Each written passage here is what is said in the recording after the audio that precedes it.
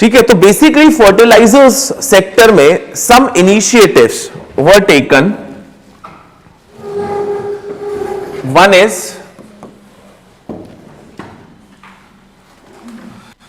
Soil health card scheme.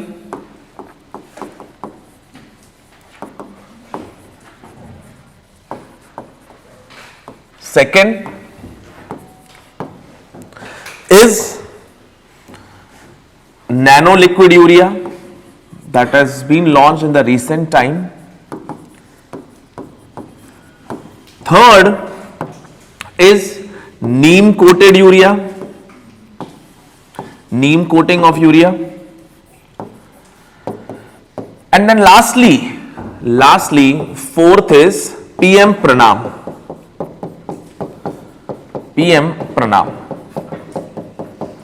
These are various initiatives taken in the field of fertilizers. तो आपके हर sector में ना आपको पता होना चाहिए कि कौन कौन से इनिशिएटिव्स लिए गए.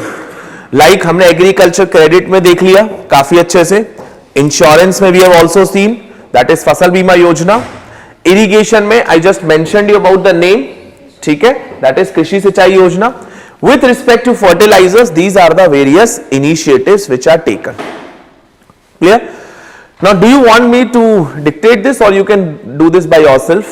कर लोगे ना अपने हिसाब से ना, क्योंकि मेंस में इतना रिक्वायर्ड है. प्री में क्या होता है कि अगर पूछा, जैसे skip already the question has been asked with respect to neem coating. Question could be asked on this, or this is something which is like recent one. So now I am moving to the last factor in the production phase.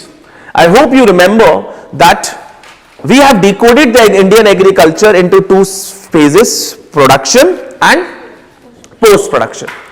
Now if I talk about the production phase, we have seen that the strategy to maximize the production is by increasing productivity. Yes or no? We have seen that aspect. Now this increasing productivity was dependent upon four set of factors. The first set of factor was physical or geoclimatic factor, that is temperature, rainfall and soil. Clear? Now these you have to cover from the geography itself, that you have to cultivate the crops in the natural conditions, then only they are going to give you the higher result, high yield. Second set of factors we have just mentioned, that is institutional factors, that is related to land reforms, land tenancy. That we'll be talking about in the today's lecture. Then third set of factor was infrastructural factors like agriculture credit, insurance, irrigation, which we have covered it. And the last set of factor was technological factors, in which the most important one was chemical fertilizers, which we have discussed in good detail. But you should also have good idea about the GM crops. Clear? वो आपने environment में देखा होगा. Third in the technological factor was adoption of high yielding variety seeds that result in increased productivity, which we have seen where in the green revolution phase. Clear? तो हमारा सिर्फ factors हो गए, सिर्फ एक हमारा बचा institutional set of factors.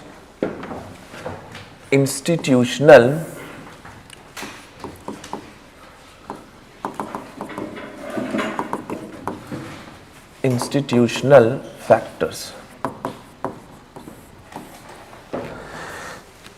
See, if I talk about the institutional factors is associated with nothing but the land tenancy or the land rights, whether the owner has the land rights or not. Now to understand that how these factors affect the productivity of Indian agriculture, it is important that we know first of all about British land revenue policies.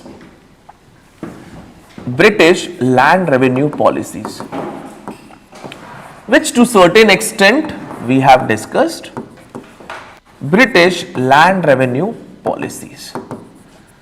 Now there were three majorly type of British land revenue policies. One was zamindari system, under which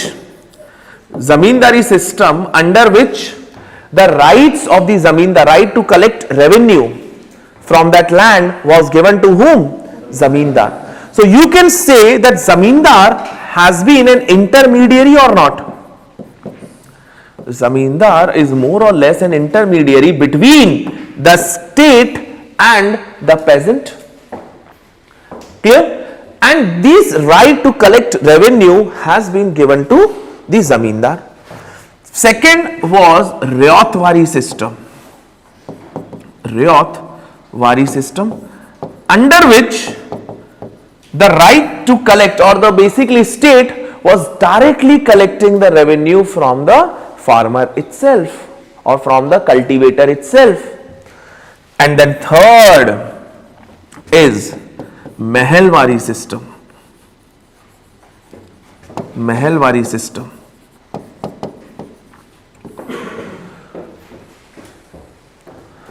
Mahalwari system में we have seen basically the state was collecting revenue not from the individual peasant but from the mahal, that is a group of village or village. Clear? Rather than just collecting it from the individual peasant. So this is how the British land revenue policies that were adopted. Now the point which I am trying to make, that what impact did this British land revenue policy made on the Indian agriculture and especially the land holding pattern.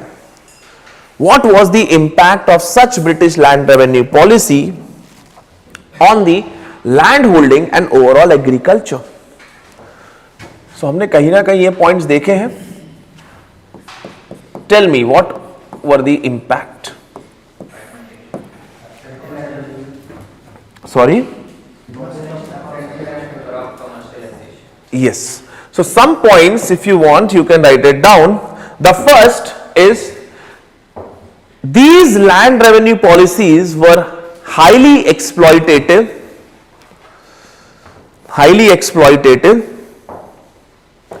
because of the high rent being charged. Exploitative because of the high rent being charged. Second,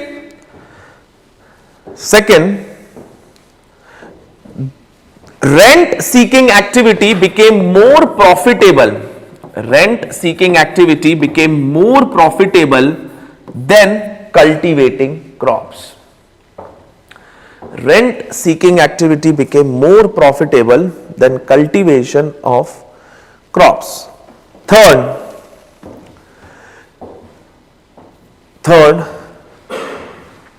is land became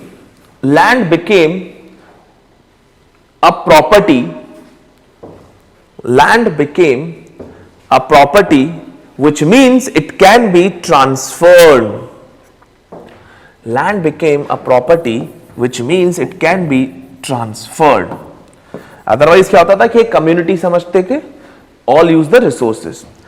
Next is revenue have to be paid in cash. Haven't we discussed this? Revenue have to be paid in cash, because of which, or which resulted into, revenue have to be paid in cash, because of which is resulted into the commercialization of agriculture. Commercialization of agriculture, in bracket, yes, food crops has been replaced by the cash crops. Food crops have been replaced by the cash crops. Next, fifth,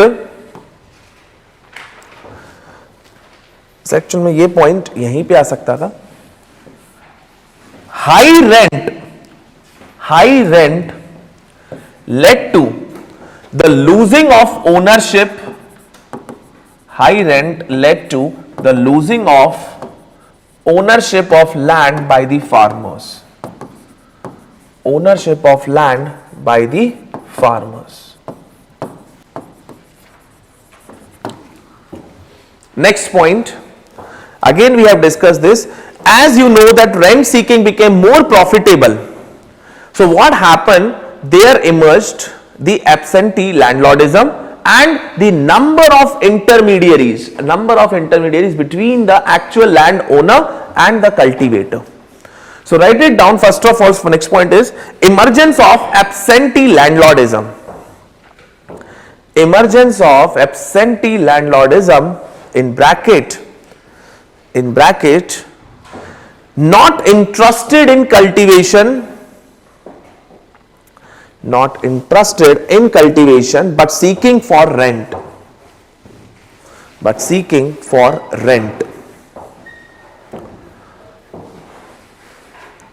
Next point.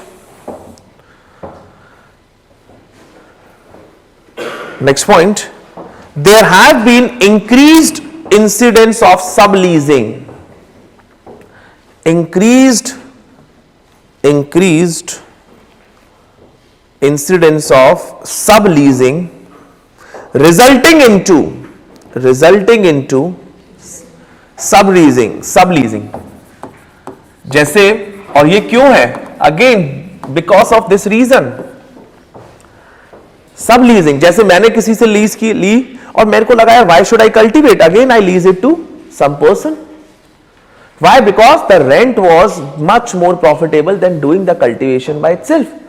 So resulting into subleasing, there have been many incidences of subleasing of the same land, resulting into huge number of intermediaries, between the landowner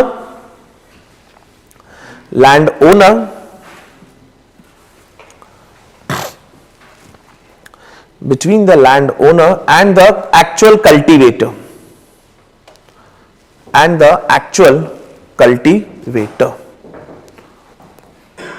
So actual cultivator को सिर्फ अपना ही घर नहीं, ऊपर वाले जितने लोग हैं उनका घर भी चलाना है. Overall, this resulted into a regressive agrarian structure.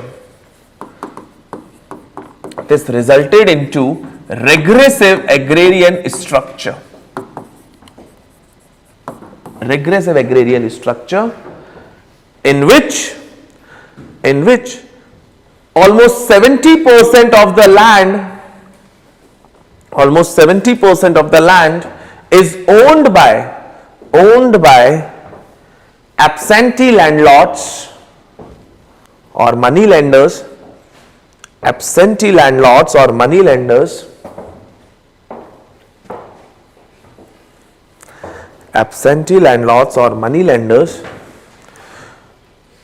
Who had not been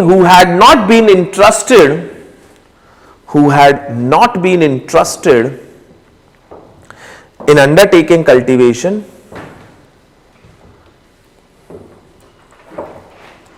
full stop. On the other hand,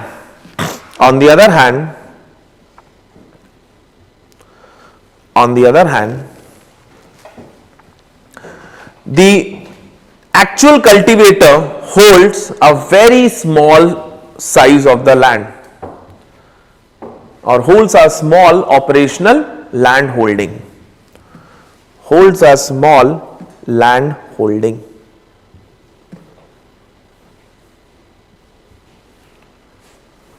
clear?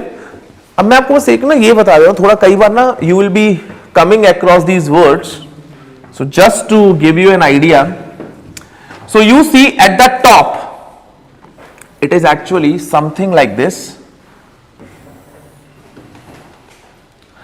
At the top, you will find out the money lenders or landlords or the absentee landlords.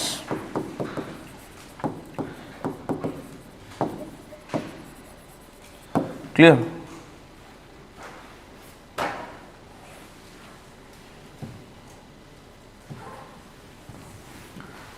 Then you have superior tenant.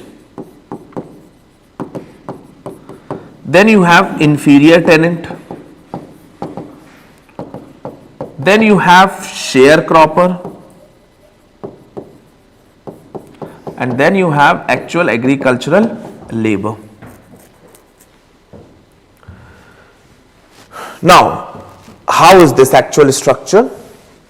थोड़ा सा ऐसे होना तो इसको ज्यादा देना चाहिए था मेरे को, but still let me explain you this. See, regressive agrarian structure, why I am talking about, because tell me who is actually cultivating should hold the land or not? Yes or no? Now this absentee landlordism, they holds maximum land, almost 70%, but they are not interested in the cultivation. So basically the landlords who have the majority of the land, they are not interested. They are not interested. The landlords who have the maximum land, they are actually not interested in cultivation. Then below that is a superior tenant. Superior tenant means that these tenants have taken the land or on lease from the landholders, clear, from the landowners. But then these superior tenants have also subleased the land to the inferior tenant. They have subleased. That is the difference between superior and inferior tenant. Clear? And then what happened? You have sharecroppers. Sharecroppers hold some land, there is no doubt about it, but then they have to share a certain percentage of the produce to the estate. That is called sharecropper. तभी उसको बोलते हैं कि crop को share करके देना है आपको. Clear? And then lastly we have agriculture laborers who don't have any land as such. It's just like they're working on a daily wage laborers, which is very, very exploitative under hard working conditions, but giving them very less wages. Clear? So this is the regressive agrarian structure, which you see the landlords who have so much of land didn't undertake cultivation and you can say prevented from undertaking capitalist farming, which could have been possible. Instead it goes for leasing of land, and that leasing leads to fragmentation. Yes or no? That leasing leads to fragmentation of land. ये slowly अपनी सबको जब rent पे देंगे तो ऐसा थोड़ी नहीं सबके पास कैपेसिटी है टू बाय दिस और to give a take this big land on rent. So that leads to fragmentation. Then slowly if I talk about these cultivators, the actual cultivators like inferior tenant or sharecroppers, tell me, will they be like having any incentive? Will these tenants be having any incentive to undertake technological programs? No. Technological improvement? No. Why? Because they don't have security. Their land can be taken immediately if they are not able to provide the rent. So does they have any security of tenure? No. देखो आप लोग यहाँ रहते हो, आप लोगों ने कुछ फिर भी अपने घरों में ना मतलब कुछ तो डेकोरेट यहाँ पे कर दिया होगा, because you know that you are going to stay there for 11 months. But if the farmers, their land can be taken away easily, there is no security of tenure, nothing like that, which discourages the actual cultivators, the farmers in bracket, the actual cultivators. They don't have any motivation to undertake technological improvement program.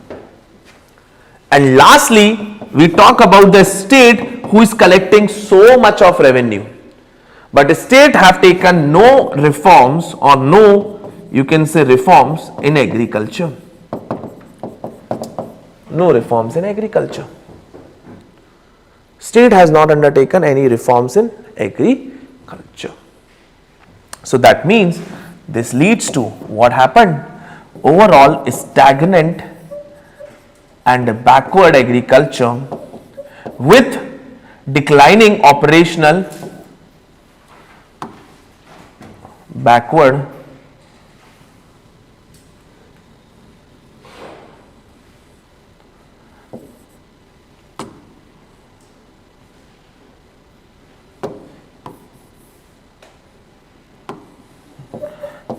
agriculture with declining operational land holdings. And again ये सब points हम देख चुके हैं कि कैसे stagnant और backward agriculture बना है. This was the state. Now when India became independent, there were many sectors that we need to take place. One set of factors was about bringing about a change in the relationship between the man and the land to correct this regressive agrarian structure.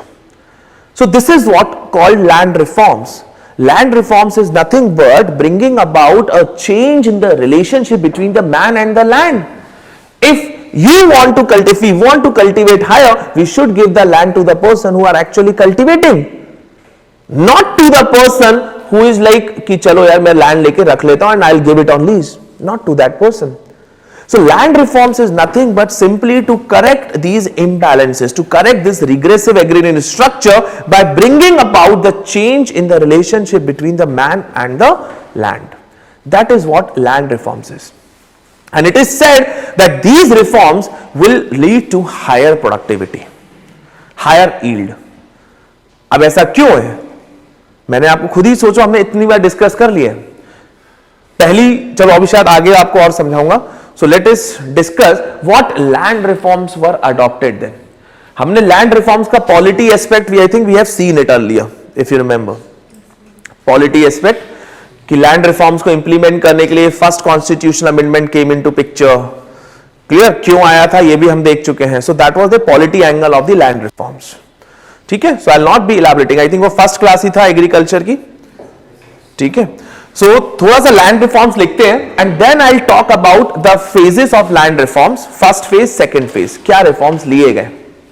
So just one और two line about land reforms, you write it down. Land reforms is the planned and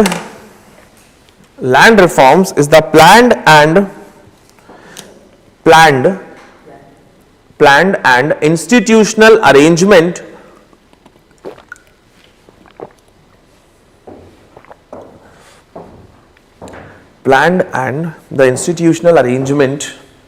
of man and the land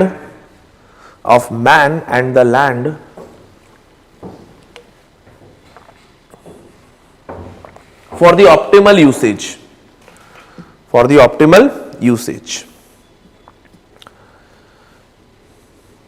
Second point, India's land reform policy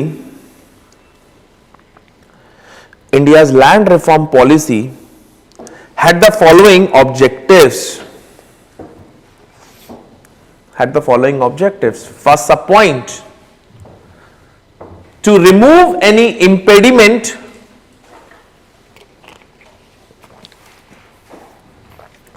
to increasing agricultural production,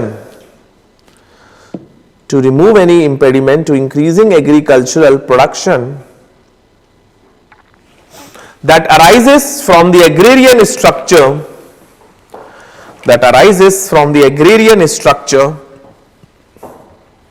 that has been passed down from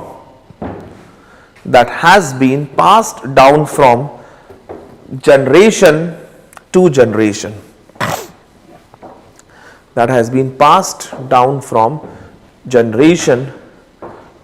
generation.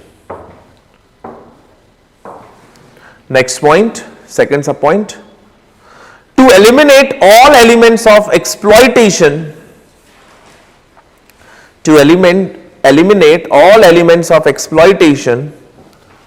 and social injustice from the agrarian system.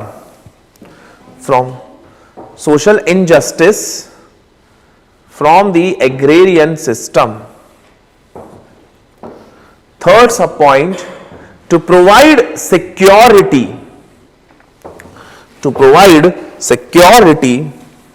to the soil tiller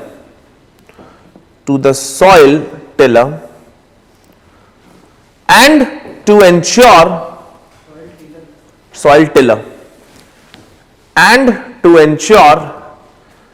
equality of status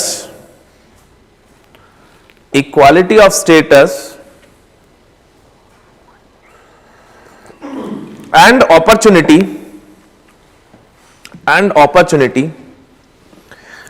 to all sections of the rural population, to all sections of the rural population. ठीक है, let me give you the idea about what land reforms have been undertaken.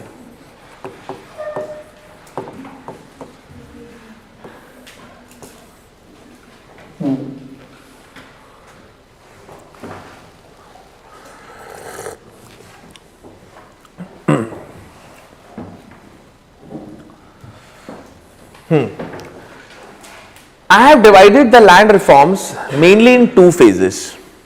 The first phase of land reforms was adopted just after the independence. Clear? In line with implementation of DPSP. This land reforms were nothing but you can say that we are implementing DPSPs itself also. Clear? There are so many socialistic principles of DPSP. Land reform you can say is one tool to implement that DPSP. If I talk about the land reforms first phase, there are three land reforms that were adopted. First, second and third. Idea line आपको सिर्फ ये देखना है कि land reform सिर्फ आपको दिमाग में आना चाहिए that how the relationship is being change to ensure more and more security for the farmer. Because when the farmer is having more and more security, it will translate into agricultural production, higher agricultural production by them, which will result into higher income to the farmers. That will bring down the poverty or not. ये अपने आप में एक cycle है, virtuous cycle. Clear? सो सिर्फ कोई भी land reforms अगर अडॉप्ट किया गया, we have to see from this perspective. First is abolition of zamindari system.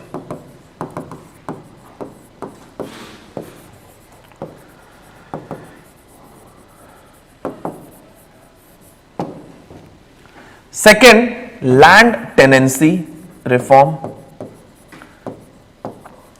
Land tenancy reforms.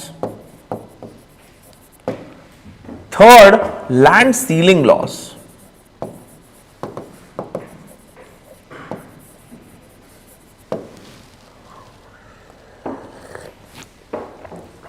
See,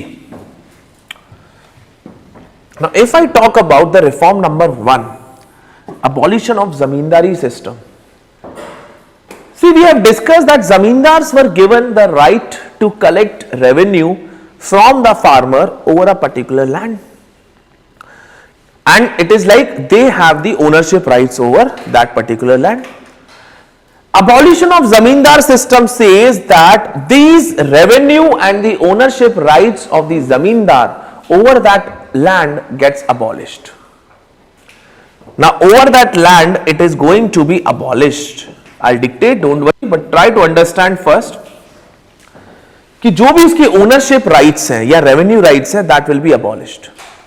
So that means two things will be happening. One, you are taking land from the zamindar.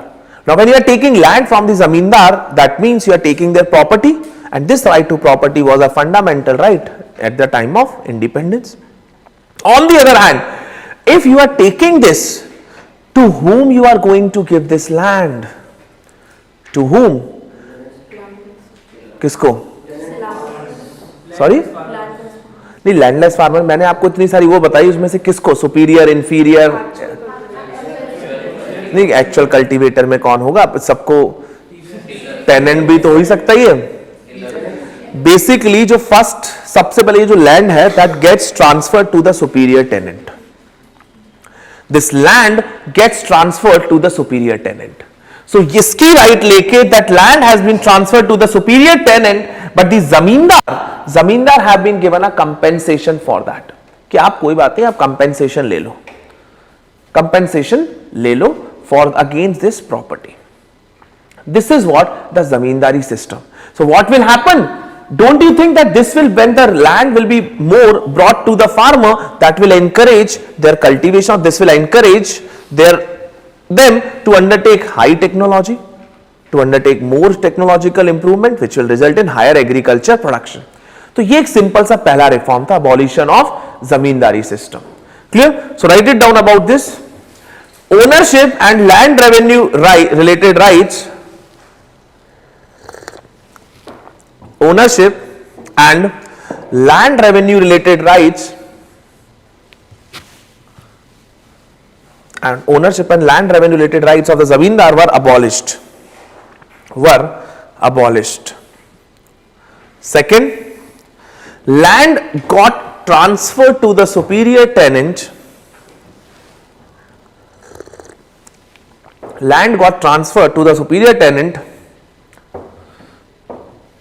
Third, compensation has been paid to the zamindars.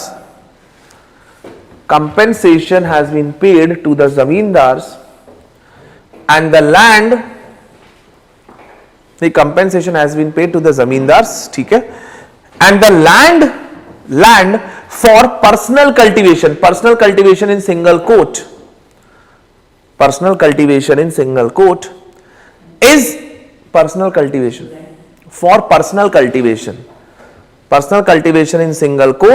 is exempted. Last point, first such legislation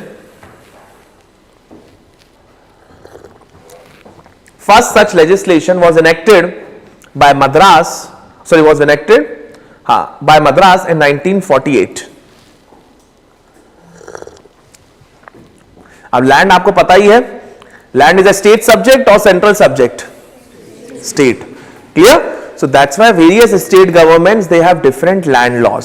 although broadly जो मैं आपको बता रहा हूं, these are the broad guidelines which have been adopted among the different land laws of the state. लेकिन ये तो अभी क्या किया है आपने, जमींदारी राइट्स अबॉलिश की. जमींदारी राइट्स अबॉलिश करके you have taken that lands and given to the farmers. But tell me, will the farmers, यार इतने सारे फार्मर्स हैं लेकिन इतने में तो काम बनेगा नहीं. You need to still give them the land, and if you are unable to give them the land, ensure that if they are leasing the land from someone, why can't you ensure the security of tenure from them? क्योंकि आप सबको तो land दे नहीं पाओगे, लेकिन आप सबको क्या दे सकते हो? सिक्योरिटी दे सकते हो. Security in a sense that if a farmer is getting a leased land, try to understand, if a farmer is getting a leased land, the reforms which have been brought in the land tenancy is known as land tenancy reform. Like under this, the first one was security of tenure. That means farmer cannot be removed from the land before the end of its leasing period. ऐसा नहीं है कि throw like hire and fire concept type का नहीं है, security. So that means whatever the agreement that have been signed on, farmer will be able to continue in that land for that period, minimum that period. Second is, एक major issue क्या था पुराने time पे? Land revenue और rent. So that's why it says regulation of rent. कि ये जो rent है उसको रेगुलेट कर देते ना, एक मैक्सिमम कैप ला देते. क्या दिक्कत है? एंड थर्ड, ये जो एक बड़ा क्लॉज ये है, if the farmer who is actual tiller who has taken the land on lease, if he is cultivating it for over a period of time, he can get the land transferred in his name after giving a due compensation. तो सोचो owner को डर लगेगा नहीं लगेगा या land देने में, यार कि चलो मैंने तुम्हें दी 3 साल 5 साल तक की और फिर तुम बोल रहे हो चलो इतना पैसा लो और अपनी लैंड छोड़ दो मेरे पे. तो owner, don't you think owner will be afraid of giving you the land? और ये हुआ था, इसकी कहानी तो मैं आगे बताऊंगा. लेकिन ये थर्ड है, land tenancy reform. But isn't it good for the farmer, actual tiller? But owner side से देखो तो उसको डर हो गया. यस और no? So these were the land tenancy reforms, again which aimed to boost the morale or boost the confidence of the farmers that okay, you are going to have security of tenure. You focus on the agricultural production then. Clear? So first यहाँ पे लिखो land tenancy में security of tenure, under which under which tenants are not evicted without any reason,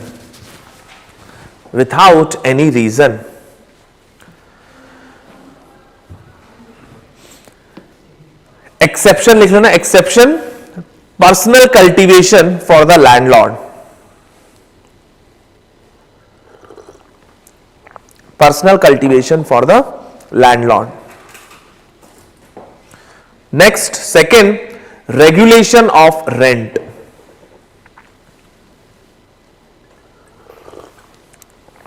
Regulation of rent. Fair and reasonable rent, up to maximum of 20 to 25%. Up to maximum of 20 to 25%, although it varies from state to state. You can understand why that it varies from state to state. Third, ownership rights. Ownership rights. So write it down. State laws permit the tenant to acquire the land by paying fair compensation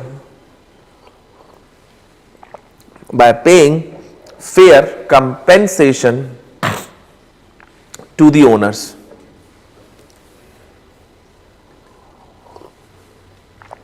By paying fair compensation to the owners. ठीक है. Third is land ceiling. आप सब एक word देखते हैं ना, personal cultivation का exception है ना. I will talk about when we will discuss the challenges of implementation in the implementation of land reforms. Clear. Third is land ceiling laws. Now what you can understand from the name itself, land ceiling क्या होगी? Maximum? Yes. Basically, again we were short of the land. So when we were short of the land, and there is a DPSP that you need to prevent the concentration of wealth. So thereby the government came up with land ceiling laws, under which it says that the maximum land can be held by the household or by a family. Maximum land. And if a family holds the land above than that, you have to transfer that land to the government, and then government will provide this land to the landless farmers. Clear? लेकिन आप मुझे बात बताओ, अगर family पे करोगे तो किसी की फैमिली बड़ी है, तो don't you think they would be able to hold more land? Yes और no?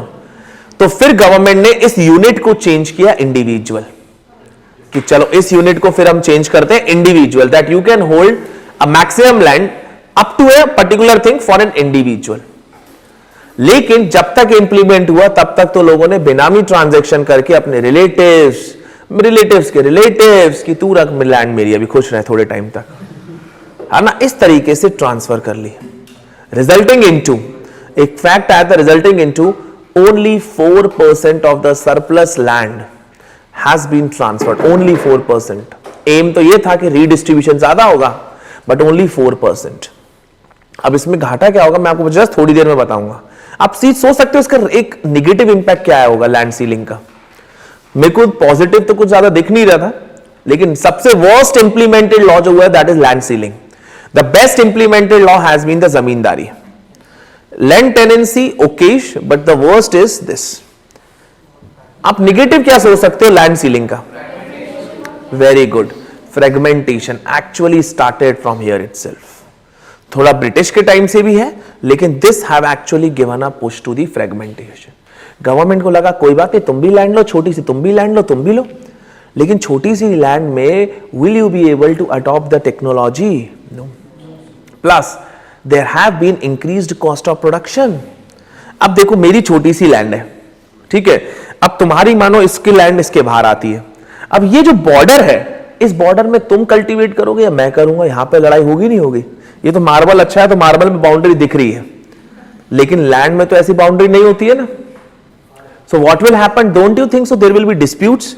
So that land, the surrounding land of these borders will be not used, leading to suboptimal use of scarce resource.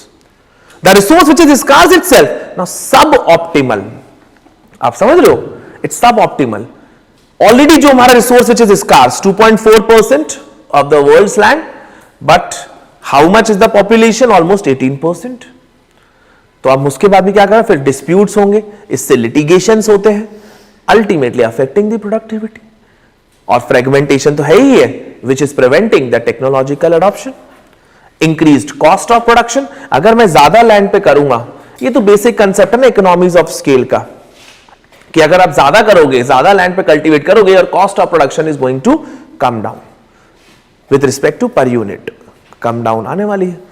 लेकिन आप छोटे में करोगे तो आपको भी वही देना है, सामने वाले को भी देना, और कुछ सामान बचता ही है, कुछ वेस्टेज होता ही है. Getting my point? So land ceiling actually had more negative impact. But हमें तो क्या पढ़ना तो था ही कि चलो लैंड सीलिंग के रिफॉर्म्स लिए गए. ठीक है, so write it down about land ceiling. Fixing the maximum amount of land, that a family or individual can possess,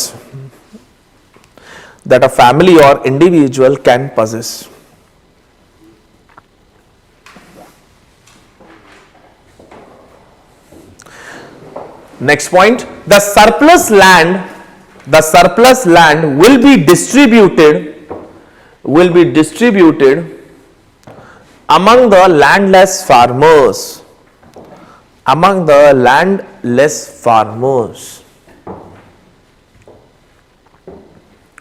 Third is reduction of existing disparities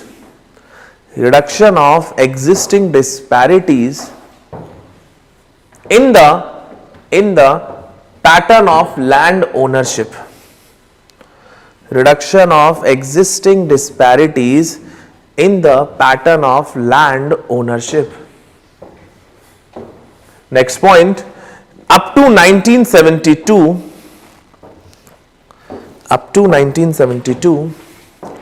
landowner was treated as the unit of application. Reduction of existing disparities in the pattern of land ownership. Next point, up to 1972,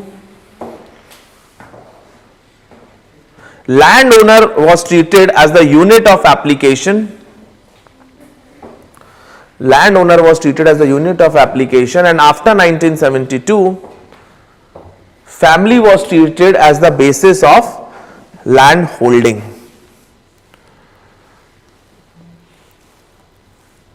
Family was treated as the basis of land holding. Now you see, during this phase, these were the three dominant land reforms were taken. Now these land reforms, you tell me, have been taken by whom? By the government mainly, whether it be central and the state government. Central government was pushing the agenda of land reforms, but the land reforms have to be actually implemented by the state government, because land is a state subject. But the central government was pushing this agenda continuously. Now these land reforms have been taken from the above means by the government. But during this phase, some land reform movements were taken from below also. That is by the people itself. That is the initiative of people itself, which I am pretty sure you must have read in your world or more postmodern history. That is Bhoodan and Gramdan movement. पढ़े हो उसके बारे में, है ना?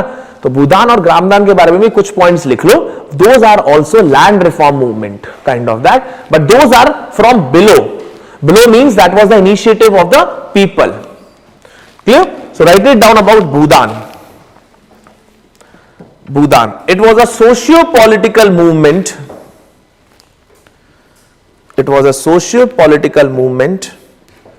Bhudan के बारे में लिख रहे हैं. Started by Acharya Vinoba Bhave in 1951 in India. In 1951 in India. Next point, it aimed. क्या है, चलो भूटान मूवमेंट के बारे में मैं पूछूं तो आप लोगों से कितना याद है आप लोग को? क्या था नाम से समझो, भूदान। तो इसमें क्या दान देना है? भू, that is land, and this land will be donated bye whom? Wealthy land owners. बस सिंपल सा कंसेप्ट है। इट इज लाइक, सो आप ये देखो, this movement is an example of persuasion, non violence reform, that suppose even without you can say any laws or rules or regulation you can bring the reform movement. It's a perfect example of persuasion. ये आप लोग लिखते भी हो गए ethics में, I don't know how many of you, but we used to write this as an example under the persuasion, because the idea was to persuade the wealthy land owners to donate some land from their whatever they have. Clear? तो ये इसका purpose है। खत्म करते हैं, आगे करते हैं। It aimed to persuade wealthy landowners, it aimed to persuade wealthy landowners to donate a portion of their land, to donate a portion of their land to landless peasants.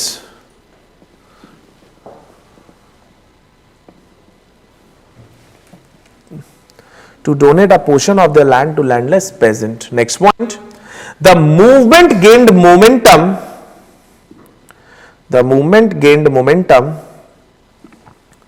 when Vinoba Bhave walked from village to village.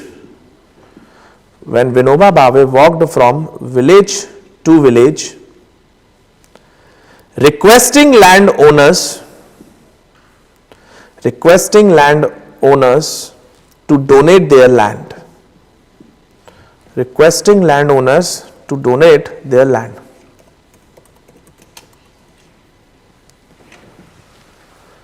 Next point, Bhave's approach was rooted in the philosophy of non-violence. Bhave's approach was rooted in the philosophy of non-violence, and the idea that the landowners should donate their land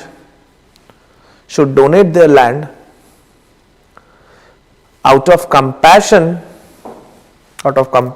and empathy for the poor. Out of compassion and empathy for the poor. Next heading, that is Gramdan movement. Gramdan. So write it down. The next phase of the Bhudan movement,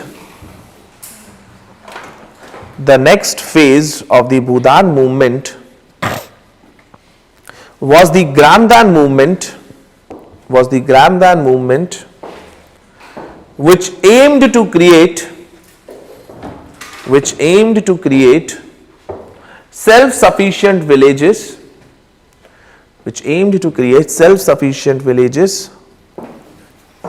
by bringing about collective ownership of the land.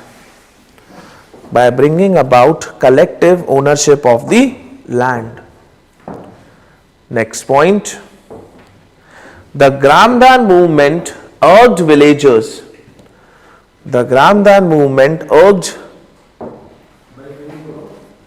By bringing about collective ownership of land.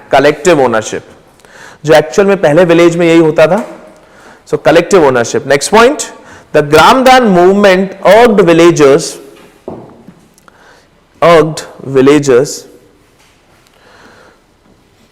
to donate their land to the village council.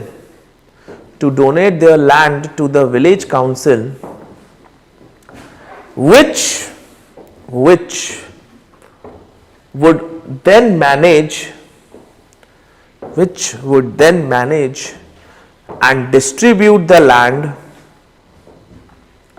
and distribute the land to the villagers, which would then manage and distribute the land to the villagers. Next point, at least 75% of landowners, at least 75% of the landowners in the village should surrender land ownership,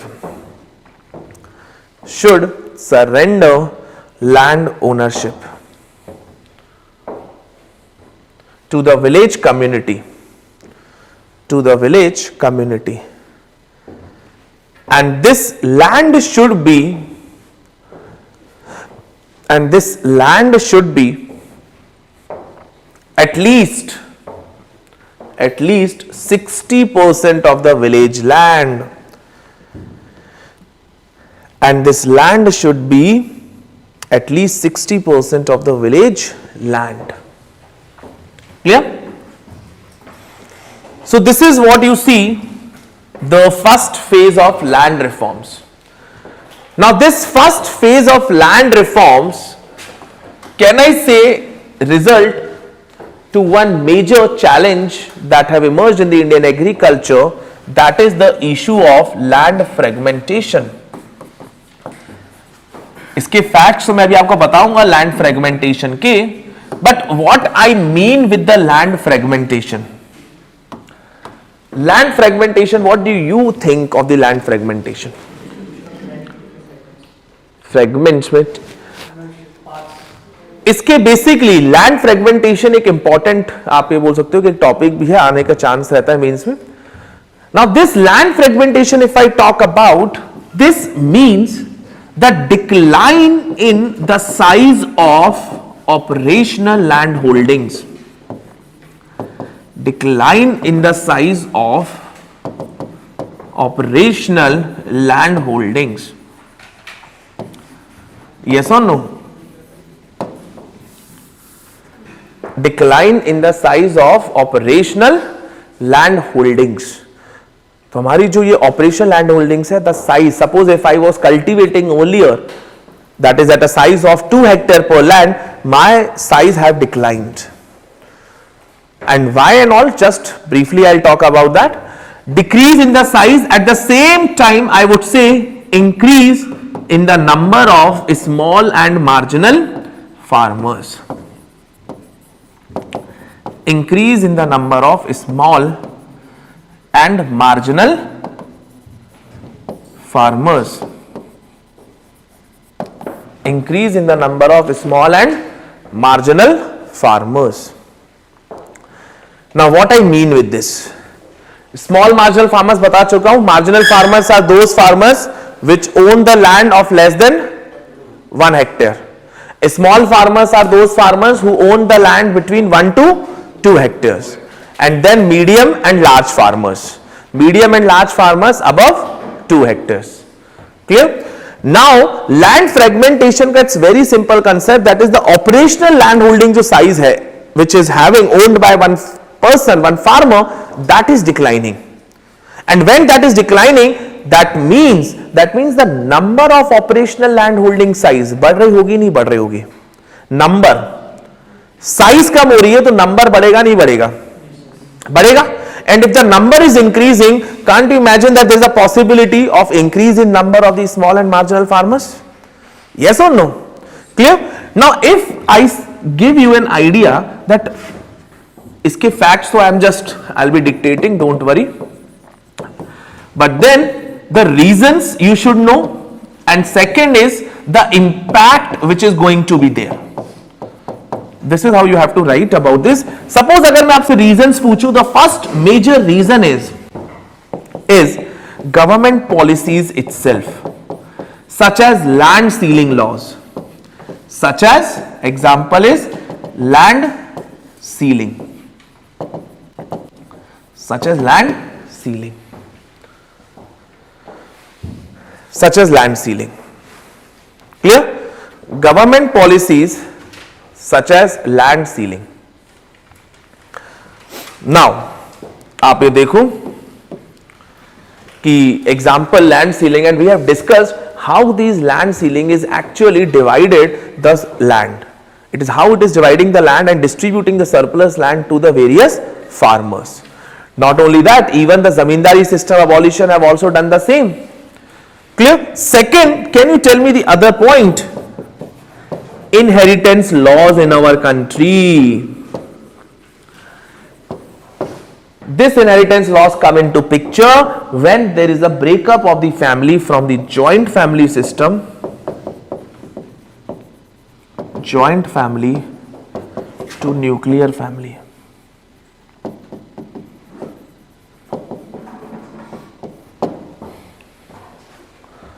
Joint family to nuclear family.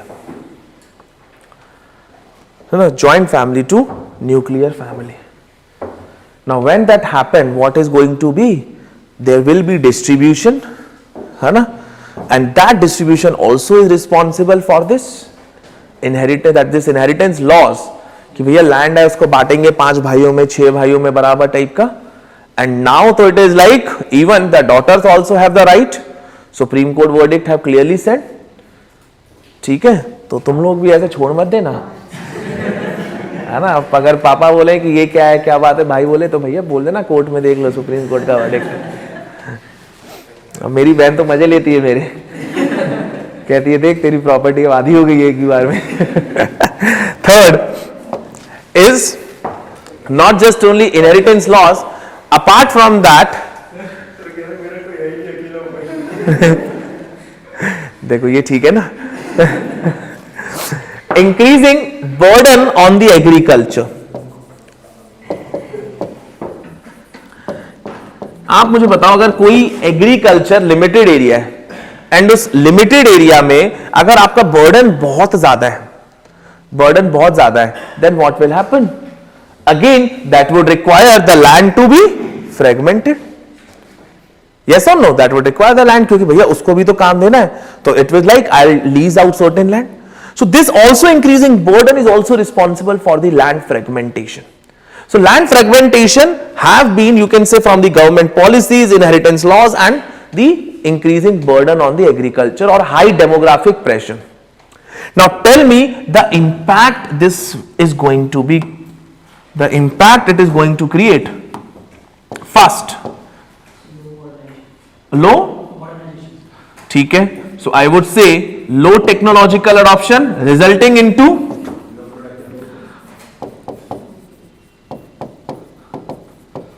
Low technological adoption. अगर मैं polity वाली line जो घुसेड़ू तो bracket में मैं simply लिख दूंगा against article 48. Article 48 क्या था? To modernise agriculture. So low technological adoption in bracket against article 48. And that will impact the agricultural productivity. Productivity will decline. Clear? Second, what other impact is? Dispute. Very good. Clear? और इसको मैं पहले एक लिख लेता हूं, wastage of the land along the border. Wastage of land on the border. Bracket में लिख देना सब optimal use of land. Suboptimal use of land which itself is a scarce resource.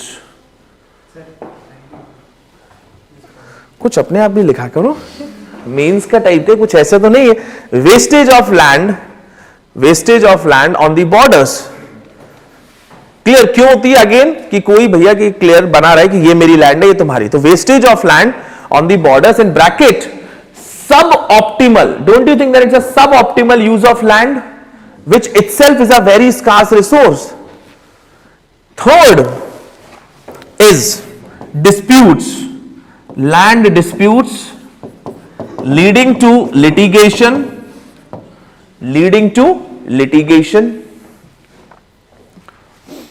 huge litigation.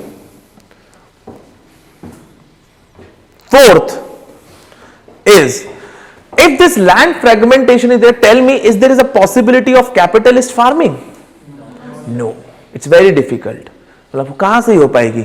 तो fourth point is not possible, या fourth ऐसे लिखते हैं, subsistence farming लिखते हैं. सबसिस्टेंस फार्मिंग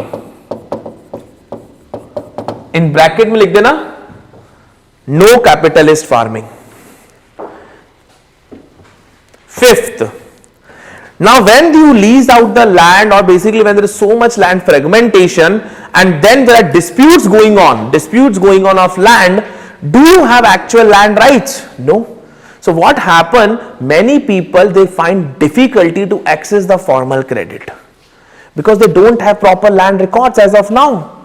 कि भैया ये मेरी लैंड है, अभी तक पता ही नहीं है, डिस्प्यूट्स में चल रहा है. So they find it difficult to access the formal credit. This is another challenge. Fifth one, difficulty to access formal credit. Clear?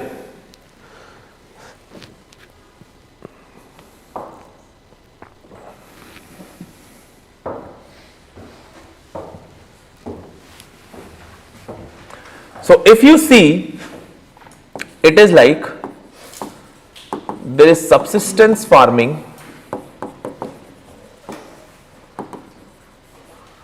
plus low private investment, the complete summarized impact of this, plus low cultivation or poor cultivation of high value crops,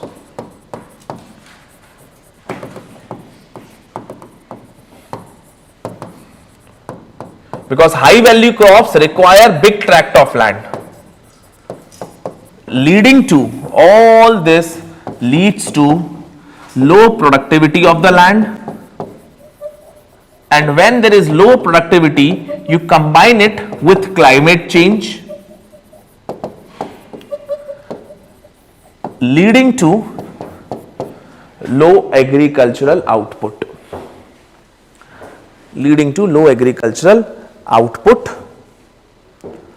and consequently high agricultural indebtedness. Low agricultural output and consequently high agricultural indebtedness.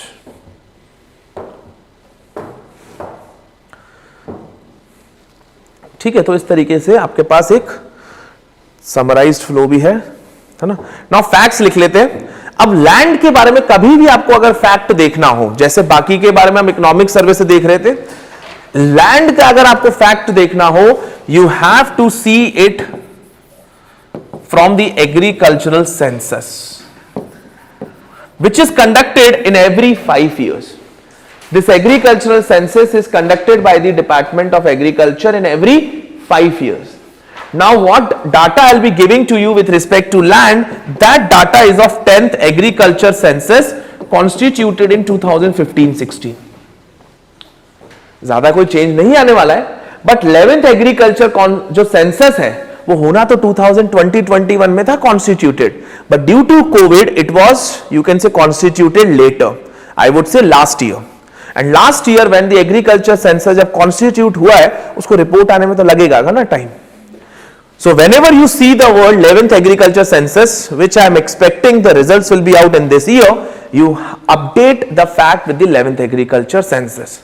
और update क्या करना है, जो points मैं आपको लिखवा रहा हूं ना, लाइक डायमेंशन, उसी डायमेंशन में बस आपको फैक्ट बदलना है.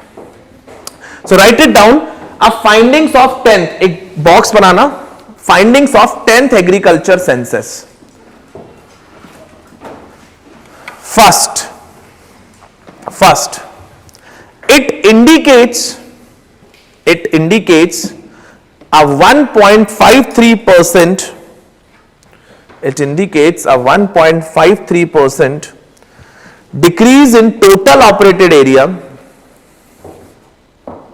1.53% decrease in total operated area at 157.14 billion hectares. 157.14 billion hectares as compared to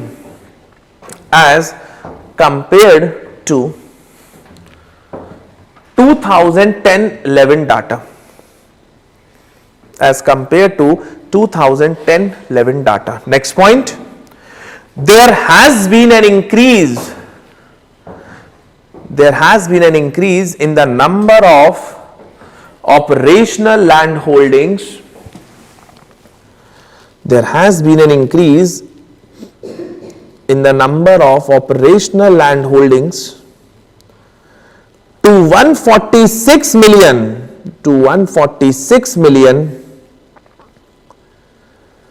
in 2015-16 from 138 million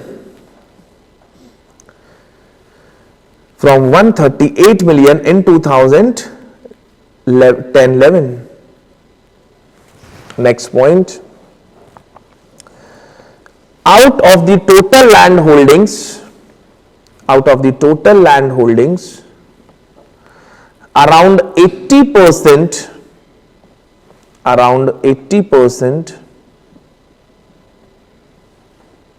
of India's cultivated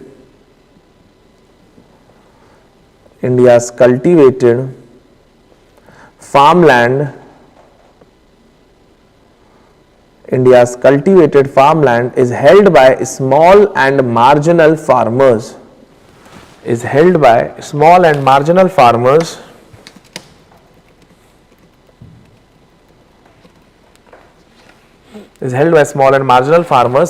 less than 2 hectare of land.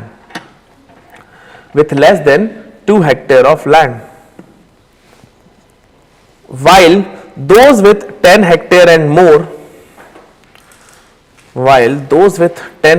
more account for just 0.57%.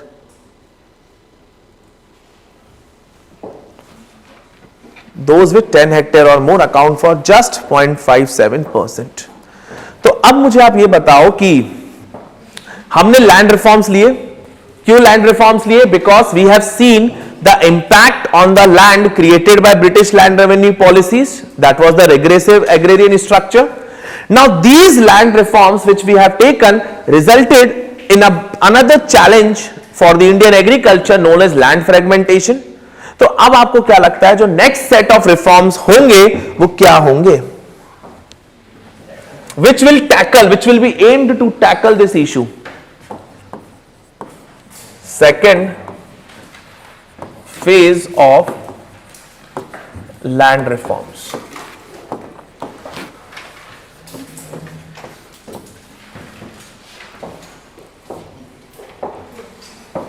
बोलो.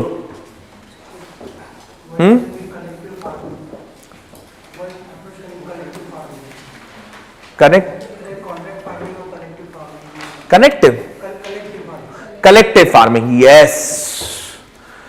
Now you see land fragmentation में मैंने एक point से लिखवाया नहीं, that the issue of land fragmentation actually increases the cost of production also, making it less profitable. Clear? वो मैंने लिखवाया नहीं. चैलेंज अगर आपको लिखना है तो लिख देना impact. But you see the second phase of land reforms were aimed actually for collective farming and giving the proper land records.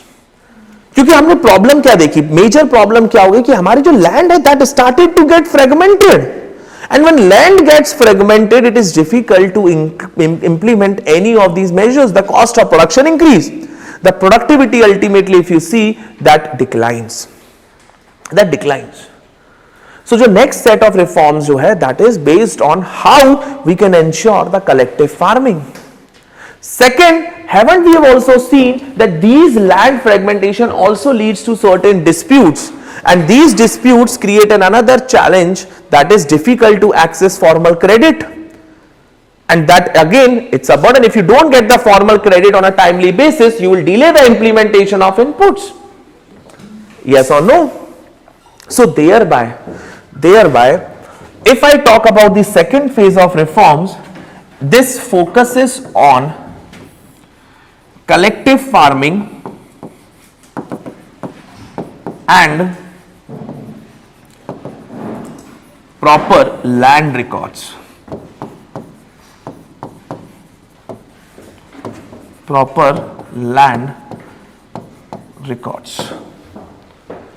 Now, how this collective farming would be done? This collective farming could be done through two ways. You must have heard of this thing known as land consolidation.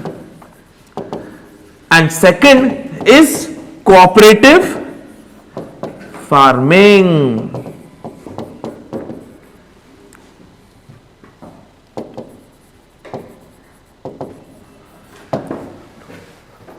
Now, what is the difference between land consolidation and cooperative farming?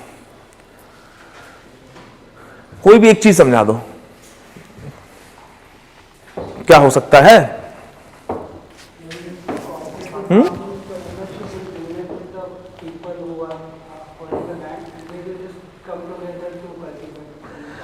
Yes, तो देखो try करते हैं इसको समझने की. एक समझते हैं land consolidation. Like you see, I own a land, one owned I own a land here, second I own here, third I own here, fourth I own here, fifth I own here. Now, what is tell me, if I start cultivating, don't you think it is difficult for me to cultivate these? Plus, the cost of production would be high. Plus, I won't be able to adopt any farm mechanization because I have tracts of land, but that is distributed at different places. Yes or no? Now, if what I do, the land I own and the surrounding areas, if I ask the other people that, okay, can you take that land, that in exchange of it, can you take that land, that land, and I'll take your nearby land to me, neighboring land to me. And then the another landowner discussing with that. So basically here what I am trying to do, I am trying to consolidate my land at one place. I am trying to consolidate my land at one place through buying and selling. Through buying and selling. This will result into land consolidation. My operational land holding size will increase or not? This will increase. But again, as I told you, this involves the buying and selling. That okay, you take my that land. अच्छा आपको लग रहा है कि वो land अच्छी नहीं है. You take some amount of money also. You take some amount of money also. Give to me this land. So this land consolidation, if I talk about, it is the government, you can say government kind of dictated, where it ensures that the people who wants to cultivate and like goes for a land consolidation, they get their land consolidated by selling, by asking the landowners to, okay, you can go for the another land also. Whatever compensation is required, you will be paid for it. But on the other hand वो दूसरा वाला farmer ये बोल सकता है कि तुम्हें consolidate करने की क्या जरूरत है. Let's do the cultivation together. Let's do the cultivation. Suppose ये तुम्हारा ट्रैक्ट ऑफ लैंड है, ये मेरा है A B C D. A B C D. Clear? ये मेरा है, ये तुम्हारा है. Let's do one thing, let's do the cultivation together. Cultivation together means that हम इन चारों फार्म्स का कल्टीवेशन एक साथ करते हैं. कल्टीवेशन के लिए यू रिक्वायर इनपुट्स. कल्टीवेशन के लिए यू रिक्वायर इनपुट. यस और no? And input require some cost. Now this cost will be paid in accordance with the land ratio. आपका अगर इक्वल है तो आप इक्वल भरेंगे, इक्वल लैंड है. If it is not, then you have to give the cost accordingly.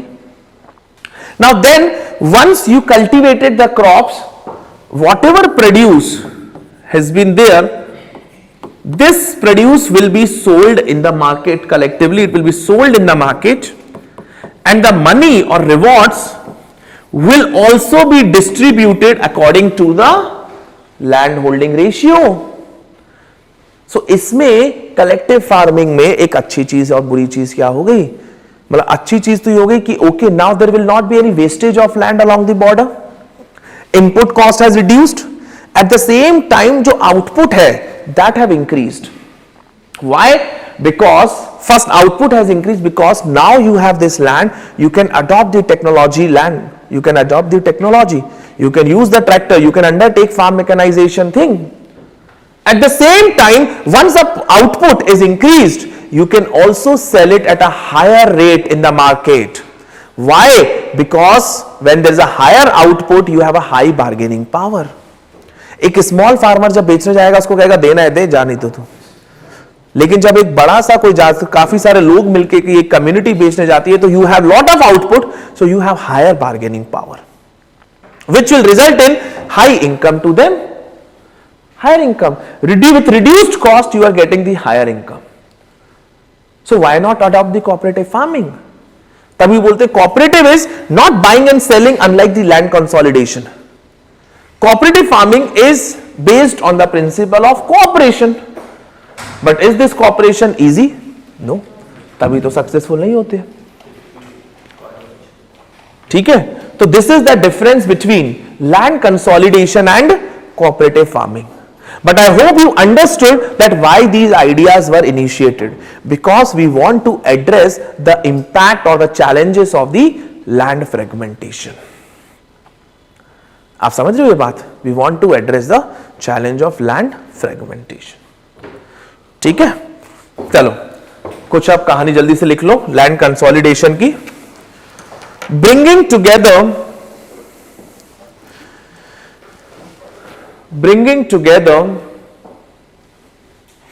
the various small plots of land, bringing together the various small plots of land of a farmer scattered all over the village,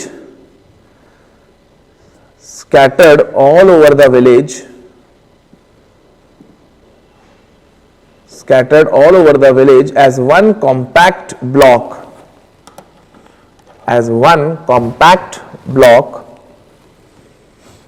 either through purchase or exchange of land with others. Either through purchase or exchange of land with others. Next point, this can help in solving the various problems.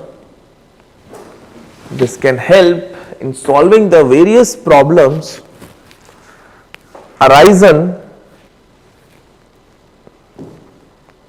due to land fragmentation.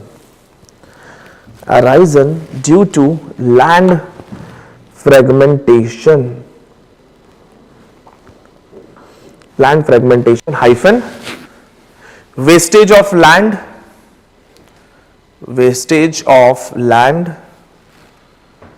comma difficulties in land management,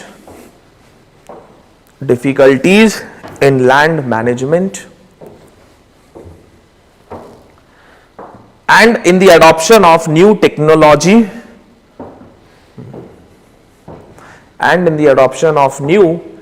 technology, comma dispute over boundaries, comma low productivity, etc.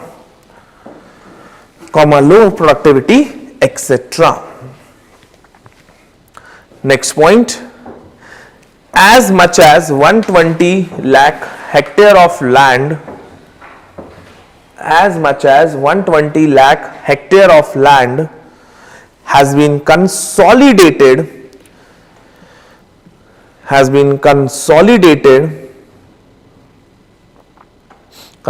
by the end of fourth 5-year plan, while 440 lakh hectare of land was consolidated by the end of fifth 5-year plan. Next point, cooperative farming. Cooperative farming involves voluntary cooperation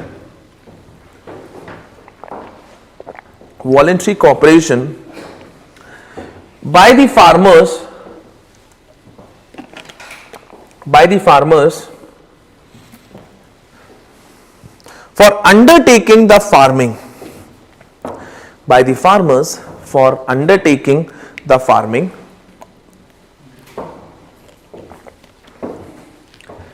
Full stop. Next point. This involves an increase in the collective bargaining power.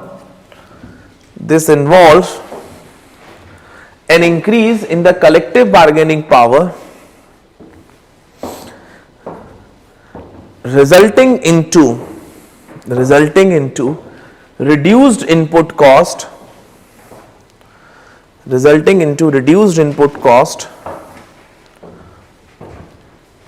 higher productivity and higher selling price. Next point. This make the agriculture more profitable.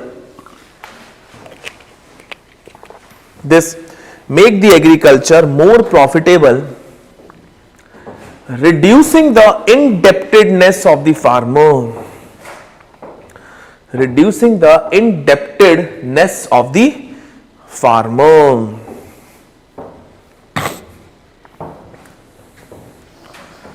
Clear? This is about the collective farming. But as I told you, one other problem that was occurring to the farmers, and we have discussed that also, lack of collateral. The farmer don't have proper land records, because of which what is happening, they are finding it difficulty in accessing the formal credit. So to ensure the proper land records, or you can say digitization of land record, that project actually got started since 2008 and it is in underway. Clear? So simply two lines you write it down.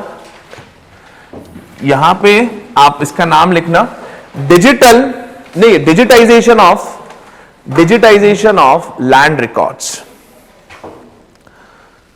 So write it down. It was introduced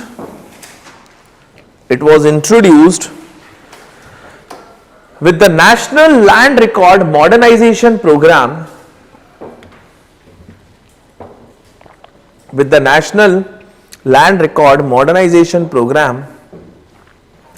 in 2008.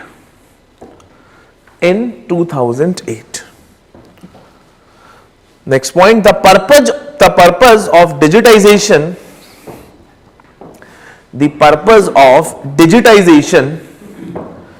was to computerize all the land records,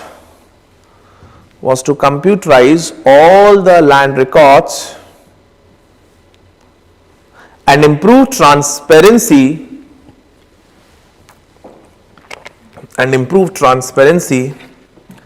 in the land record maintenance system,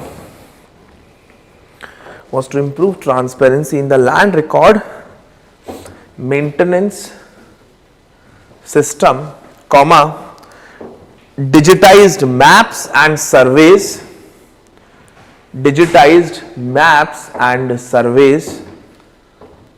update all settlement records,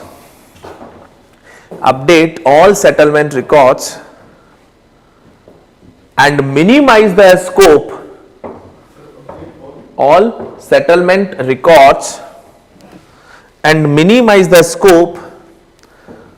of land dispute.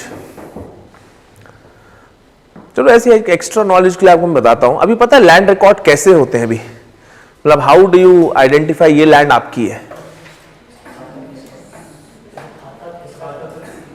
खाता नहीं, मतलब अभी किस तरीके को क्या record करता है? जैसे बेसिकली क्या होता है ना, दो तरीके होते हैं. एक तो मैंने ये मान के चला है पुरानी की ये लैंड एक्चुअल में पूरी मेरी है. एक तरीका ये होता है कि हम लोगों ने बहुत ही अच्छे से हिस्टोरिक सब लैंड रिकॉर्ड्स को यूज करके ये प्रूव किया कि ये लैंड एक्चुअल में मेरी है. एक रिकॉर्ड तो हो गया जिसको हम बोलते हैं पट्टा राइट्स. लेकिन अभी क्या है, अगर मेरे को अभी लैंड रिकॉर्ड प्रूव करना है, suppose I engaged in trade with him, he sold his land to me and given to me. तो अभी जो लैंड रिकॉर्ड जो बना, simply it records this transaction that has happened between that person and me, and according to that it will say that okay land belongs to mine. लेकिन have I got these rights? No. It's just like it has recorded the transaction for the land being transferred from that person to me. लेकिन where in the records it has shown that this land actually belongs, उसके पास rights है. क्या historically से पूरा इसके पास record है? No. तो अभी क्या होता है, ये जो लैंड रिकॉर्ड्स होते हैं ना, इसको बोलते हैं सिर्फ ये ट्रांजैक्शन रिकॉर्ड करता है बस, कि based on this transaction okay कि यहां से यहां ये लैंड राइट अब ट्रांसफर हो रही है, but we don't get the proper, जिसको आप पट्टा बोलते हो, पट्टा राइट्स.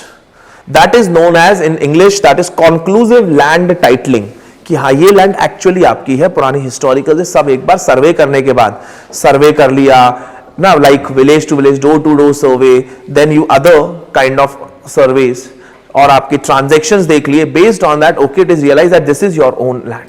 ये आपकी प्रॉपर कॉन्क्लूसिव पक्की एक राइट्स है. लेकिन अभी जो होता है सिर्फ एक ट्रांजैक्शन रिकॉर्ड होता है. जब हम लैंड बाय करते हैं कोई भी, it's like just recording the transaction कि यहां से यहां शिफ्ट हुआ. अब सपोज करो मैंने इसको शिफ्ट किया, लेकिन मेरे से पीछे किसी ने ना डिस्प्यूट कर दिया, फिर क्या होगा?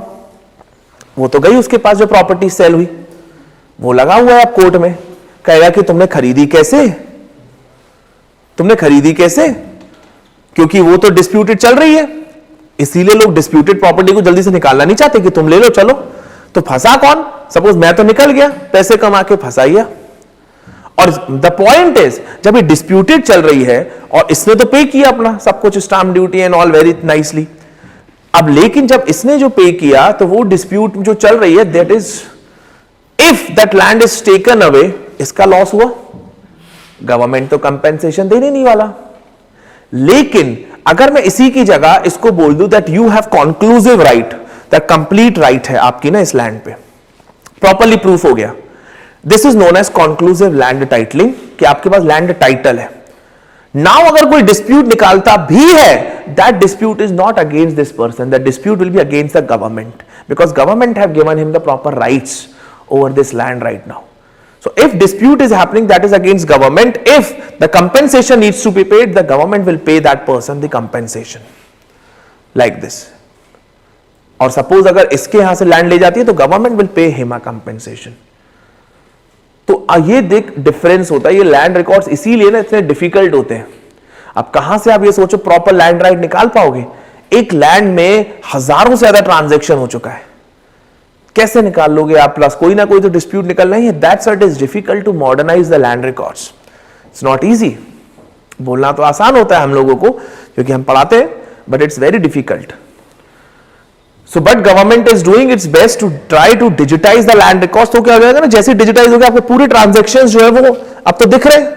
बस बचा क्या? पुरानी हिस्टोरिकली जो भी आपके 40 साल 50 साल की हिस्ट्री, वो आपको देख के सही करना है.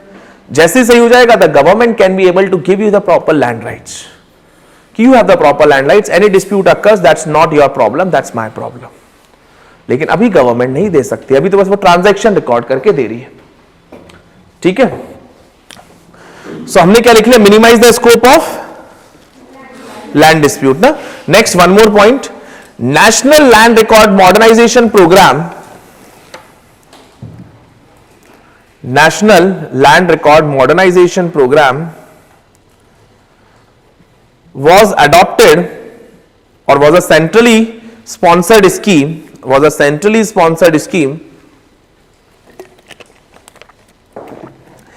which was later revamped and renamed,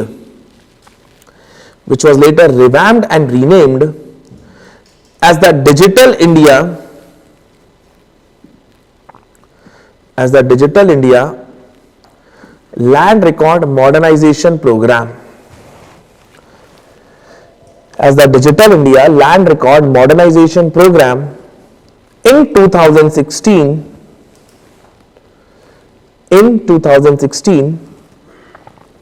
as the central sector scheme, with 100% funding by the center,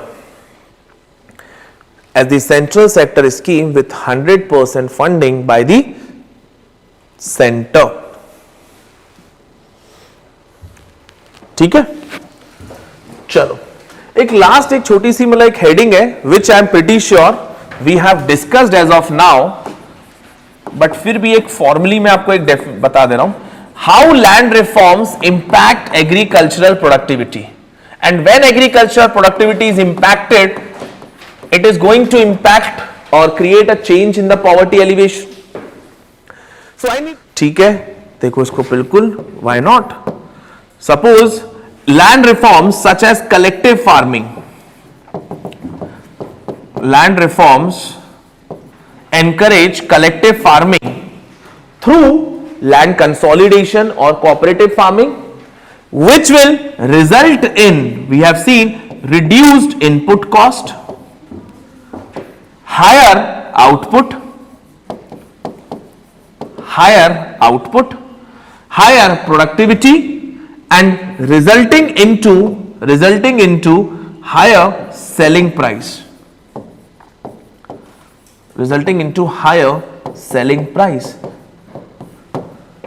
Clear? Higher selling price because of high bargaining power. ठीक है, I see input cost, reduced input cost resulting into higher productivity or output. Clear? और बड़े इतना समझा रहे हैं उसके बाद भी सोचो लैंड रिफॉर्म्स कैसे ला सकता है एग्रीकल्चर प्रोडक्टिविटी. नहीं, फ्रेगमेंटेशन वो तो निगेटिव है ना.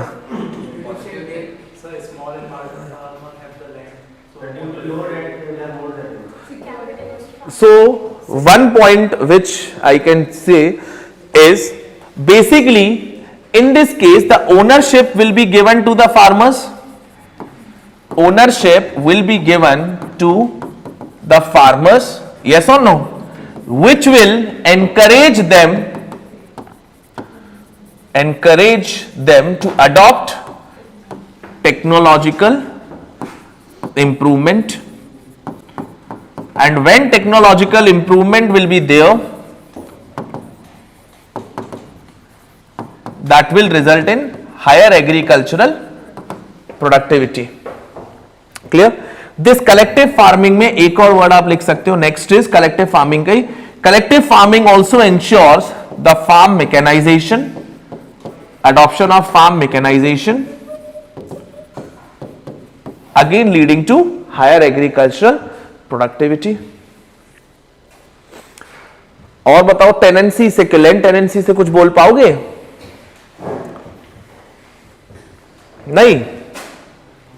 देखो अगर सिक्योरिटी होगी, again that motivate the same people, ownership and security,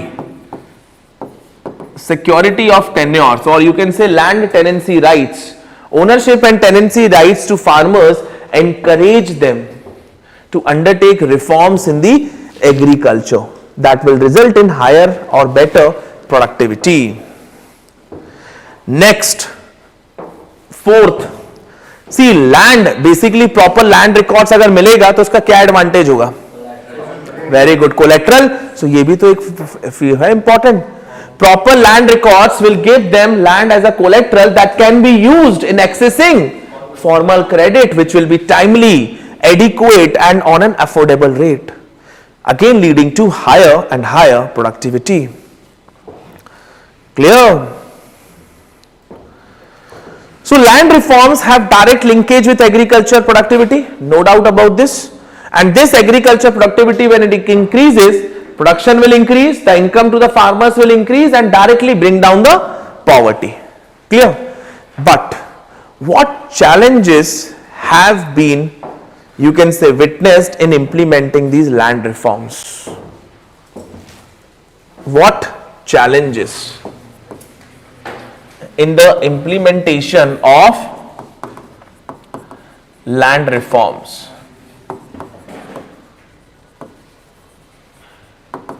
बताओ. सी, यहां पे मैं आपको इंट्रोड्यूस करता हूं अपनी approach 3. This is the best approach which I find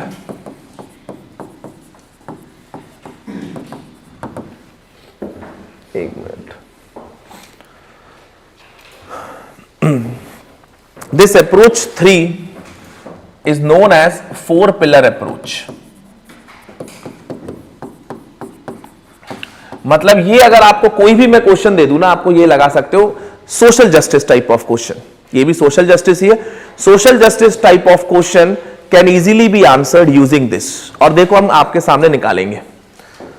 ठीक है, पहले मैं आपको ना इसका एक डेमो देता हूं.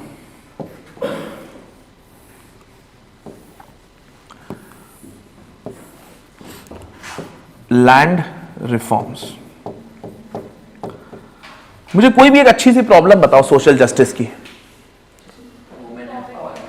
चलो विमेन ले लेते हैं. नहीं, और तो बहुत कॉमन सी है. इसमें क्या है, मैं बताऊंगा तुम कहोगे इसमें कुछ नया नहीं है. कास्ट डिस्क्रिमिनेशन कुछ थोड़ी सी ना स्पेसिफिक में जाते हैं. ये सब ब्रॉड है, बहुत पॉइंट तो वैसे ही बता दोगे इसमें. मतलब इसकी नहीं, सोशल जस्टिस. चलो चाइल्ड मैरिज ले लेते हैं. नहीं, वो स्पेसिफिक है, डावरी भी चलेगी, है ना. स्पेसिफिक है क्या, स्पेसिफिक वाले पॉइंट्स में ना उसमें निकलना मुश्किल होता है. ब्रॉड पॉइंट में, ब्रॉड में तो आप पॉइंट्स आराम से निकाल लोगे. देखो, according to me any problem, suppose अगर कोई भी सोसाइटी में जो प्रॉब्लम एग्जिस्ट कर रही है और उसका सॉल्यूशन ढूंढना है, it can be through 4 ways. मतलब that can be divided or that can be understood through 4 dimensions.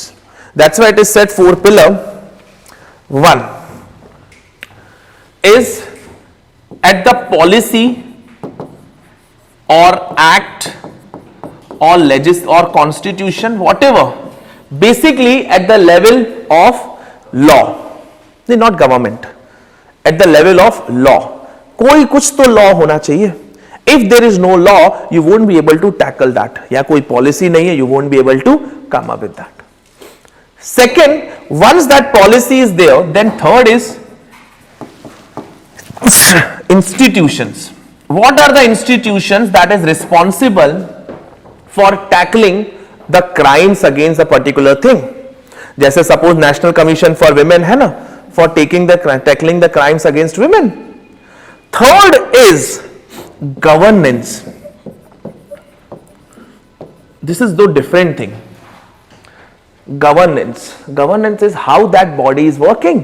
जैसे नेशनल कमीशन फॉर विमेन है, बना तो दिया आपने body, but if you are not giving them functionaries, if they don't have the, you can say, any recommend, like if they don't have any binding powers, they are just recommendatory, तो क्या फायदा ऐसी body बनाने का. Governance issues. Apart from that, so much corruption if it is happening, and any problem cannot be solved without the people level, which I would say ethical or attitudinal challenge. This is at the people level. So if I talk about any problem in the society, it can be addressed, or the challenges if it is arising, it is arising in 4 such section. जैसे he discussed talk about child marriage. Let us talk about the child marriage. So first of all, we have to see that to address the child marriage, do we have some laws or some constitutional articles and then some legislations? Do we have that? Yes. आपके पास child marriage की देखो constitution में भी एक article है, child labour के लिए है, सॉरी, ठीक है, चाइल्ड मैरिज के लिए नहीं, बट चाइल्ड लेबर के लिए है. At the same time but there are certain acts that restrict the child marriage. ठीक है, आपका मैरिज के रेस्ट्रिक्ट करने के लिए भी है. लेकिन अब आपको यह देखना है कि क्या अभी भी अगर चाइल्ड मैरिज हो रही है, is there any loophole in that people are trying to get away from it, और फाइन यहां पे कोई प्रॉब्लम नहीं है तो इंस्टीट्यूशन में कुछ प्रॉब्लम होगी क्योंकि चाइल्ड मैरिज तो हो रही है. But you should be aware of the fact that there has to be some policy, some act which will make your answer specific oriented. एक जनरल पॉइंट्स नहीं बनाएगा जो आप ना जनरली यहां पे और इंस्टीट्यूशंस में लिखोगे, ये जनरल पॉइंट्स। तो यहां पे आपको देखना पड़ेगा that whether do you have such thing. जैसे अगर मैं सपोज एक बैकवर्ड क्लास का एक एग्जांपल देता, National Commission for Backward Class, generally I used to say that body don't have any powers, that body was like a statutory body, not a constitutional body. तो ऐसा एक recommendation, ऐसा एक challenge address करता मैं पहले, क्योंकि दिस वाज वन चैलेंज कि यार ये जो बॉडी है, that body is just a statutory body, constitutional body it has more powers, more recognition, more respect. Clear? अब चाइल्ड मैरिज में बात यह आती है कि चाइल्ड मैरिज में चलो आपने लॉ तो बना दिया, but what about its implementation? That implementation lies on the institutions. Do we have any institution for child marriage that stops the child marriage? No. As such, there are no institutions. Who take care of it? Police. Is there any separate institution just like National Commission for Women or the National Commission for Backward Caste, National Commission for SC? बाकी points तो छोड़ दो, लेकिन सबसे पहले आपके पास institution ही नहीं है. So how will you ensure that this act which is there will be implemented in proper letter and spirit?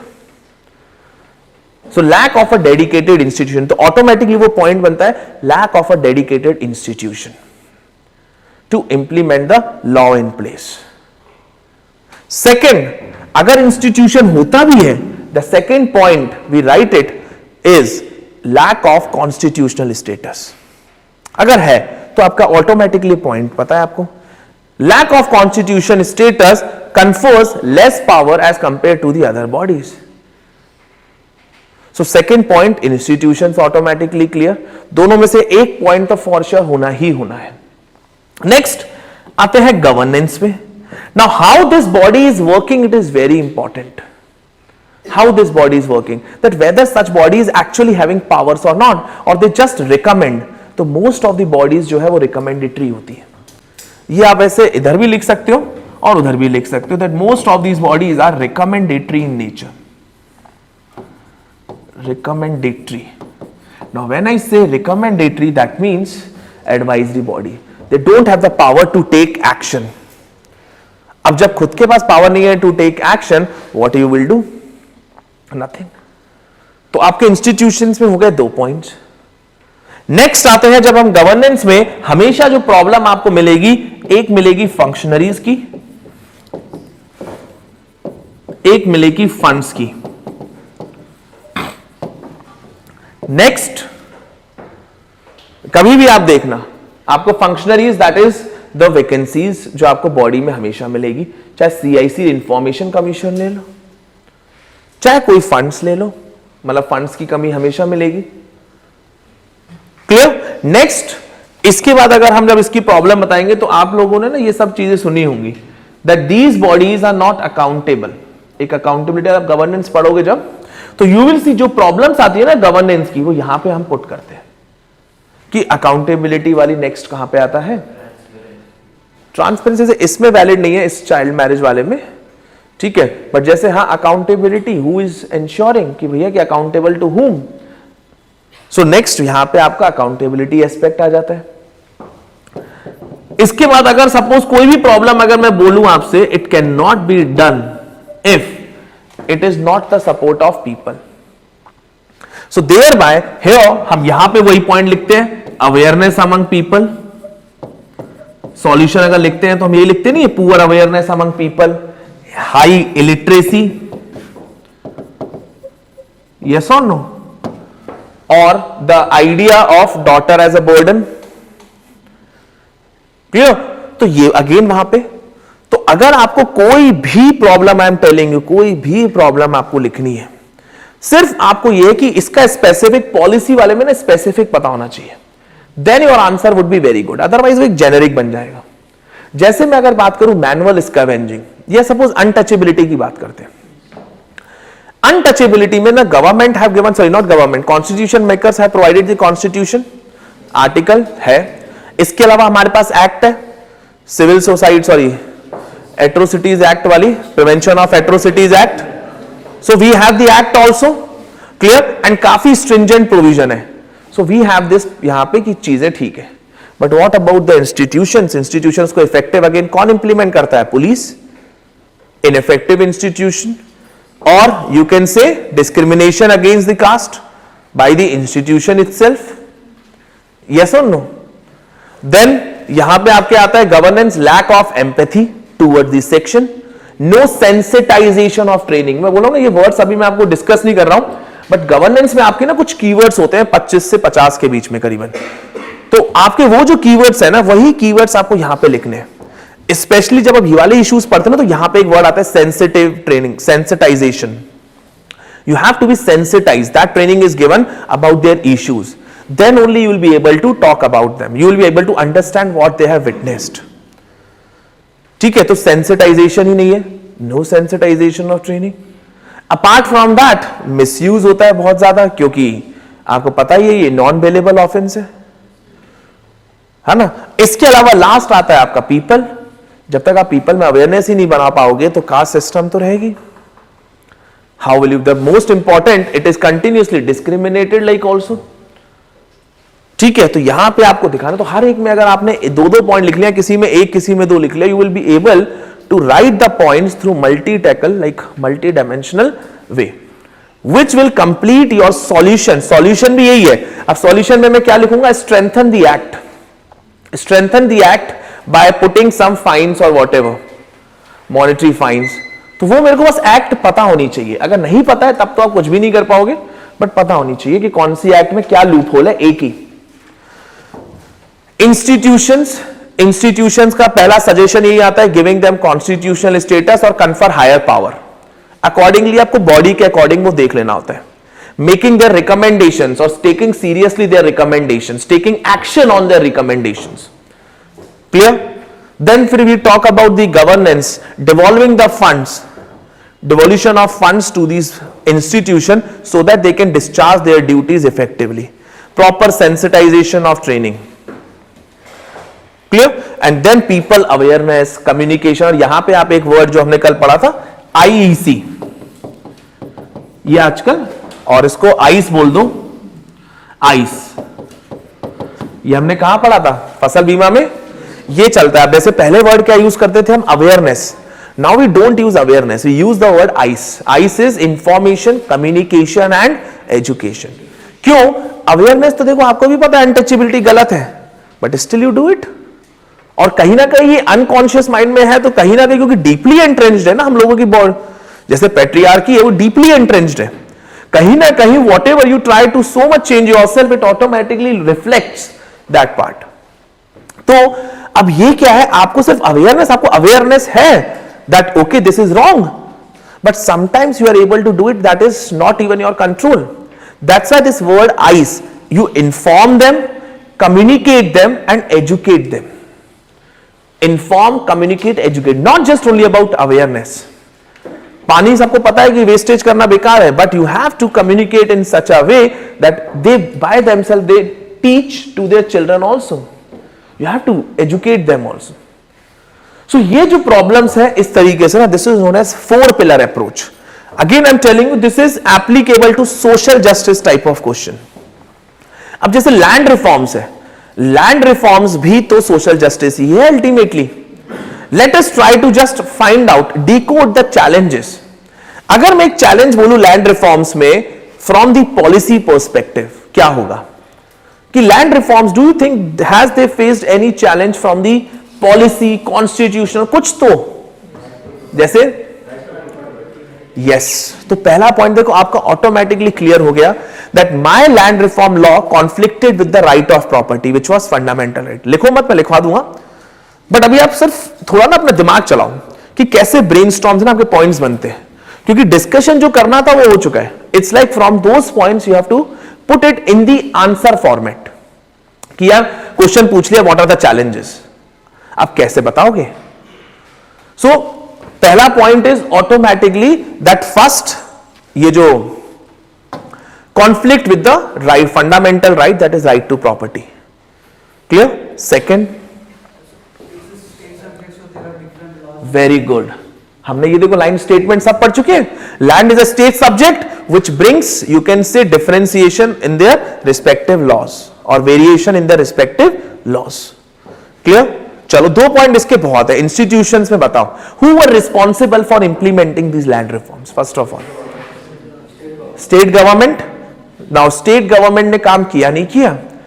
Lack of political will among the state government, ये वर्ड हमेशा याद रखना।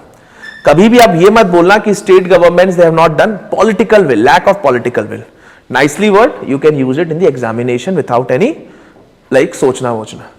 सेकेंड, अब स्टेट गवर्नमेंट ने political जो दिखाई नहीं, पता है स्टेट ने और क्या किया? एडवांस पब्लिसिटी कर दी। अब advance publicity that will bring land reform laws, will bring land reform laws, इतने में तो बेनामी ट्रांजैक्शंस हो गए। आपने इंप्लीमेंट तो किया नहीं, लेकिन बेनामी ट्रांजैक्शन हो गए, सब लैंड डिस्ट्रीब्यूटेड हो गई। अब देख लो, मेरे को लैंड लेके दिखाओ मेरे से। So advance publicity, undue, advance and undue publicity. अब इसमें यार एक और इंस्टीट्यूशन आता है कि sir these people who have gone to the court because they have violated the fundamental right to property. So sir isn't the judiciary also an institution here? Yes. क्या एक मेरे को जुडिशियरी की एक प्रॉब्लम बता सकते हो यहां पे? delayed, yes, judgment which results into the delayed implementation of land reforms. Yes, delay in the implementation. Clear? Next, if I talk about the governance, tell me, bureaucratic corruption, poor land record management, all those are part of this. And people की तरफ से, people तो बेनामी transactions में involve है यहां पे, तभी बोलो ना ethically they have also done the wrong, they are like indulge in benami transactions. Clear? They are also going to the court, और क्यों नहीं जाएंगे? तो ये पीपल साइड से प्रॉब्लम है, just to protect their right to property. ठीक है, तो इस तरीके से you should write it down, कुछ पॉइंट्स लिख लो पॉलिसी वाले। पहले तो land reforms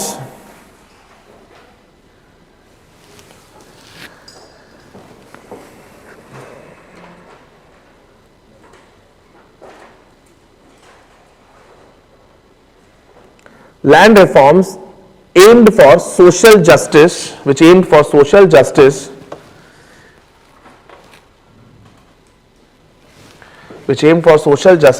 clashed with fundamental rights, that is right to property. Next, second, land is a state subject. Land is a state subject resulting into variation among state laws.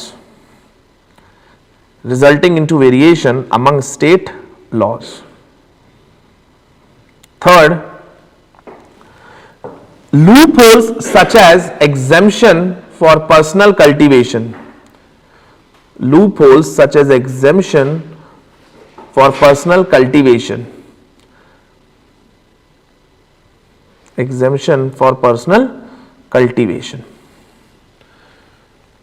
Clear? Next is institutions में delayed justice,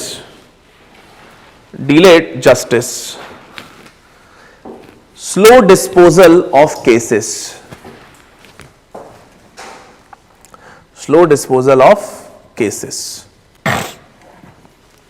Next point,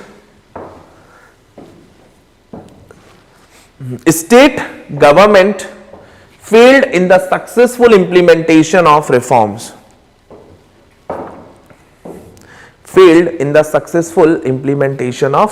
reforms. Full stop. This was even observed by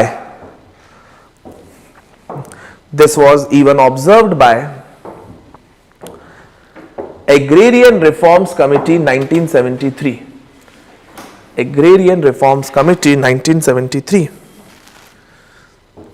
Third, advance publicity by the state government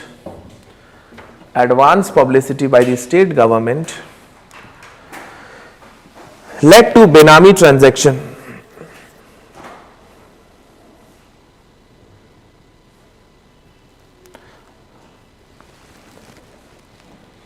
Led to Benami transactions. Governance में 2 point लिख लेना, bureaucratic corruption, poor land record management. People attitude में लिख देना. Increased litigation by the land owners, increase litigation by the landowners, increase litigation by the landowners. Second, undertake the benami transactions, undertake the benami transaction and transfer the land holdings and transfer the land holdings to the close relatives or nearby people, to the close relatives or nearby people.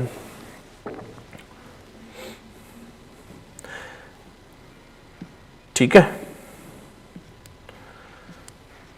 So this was all about the land reforms.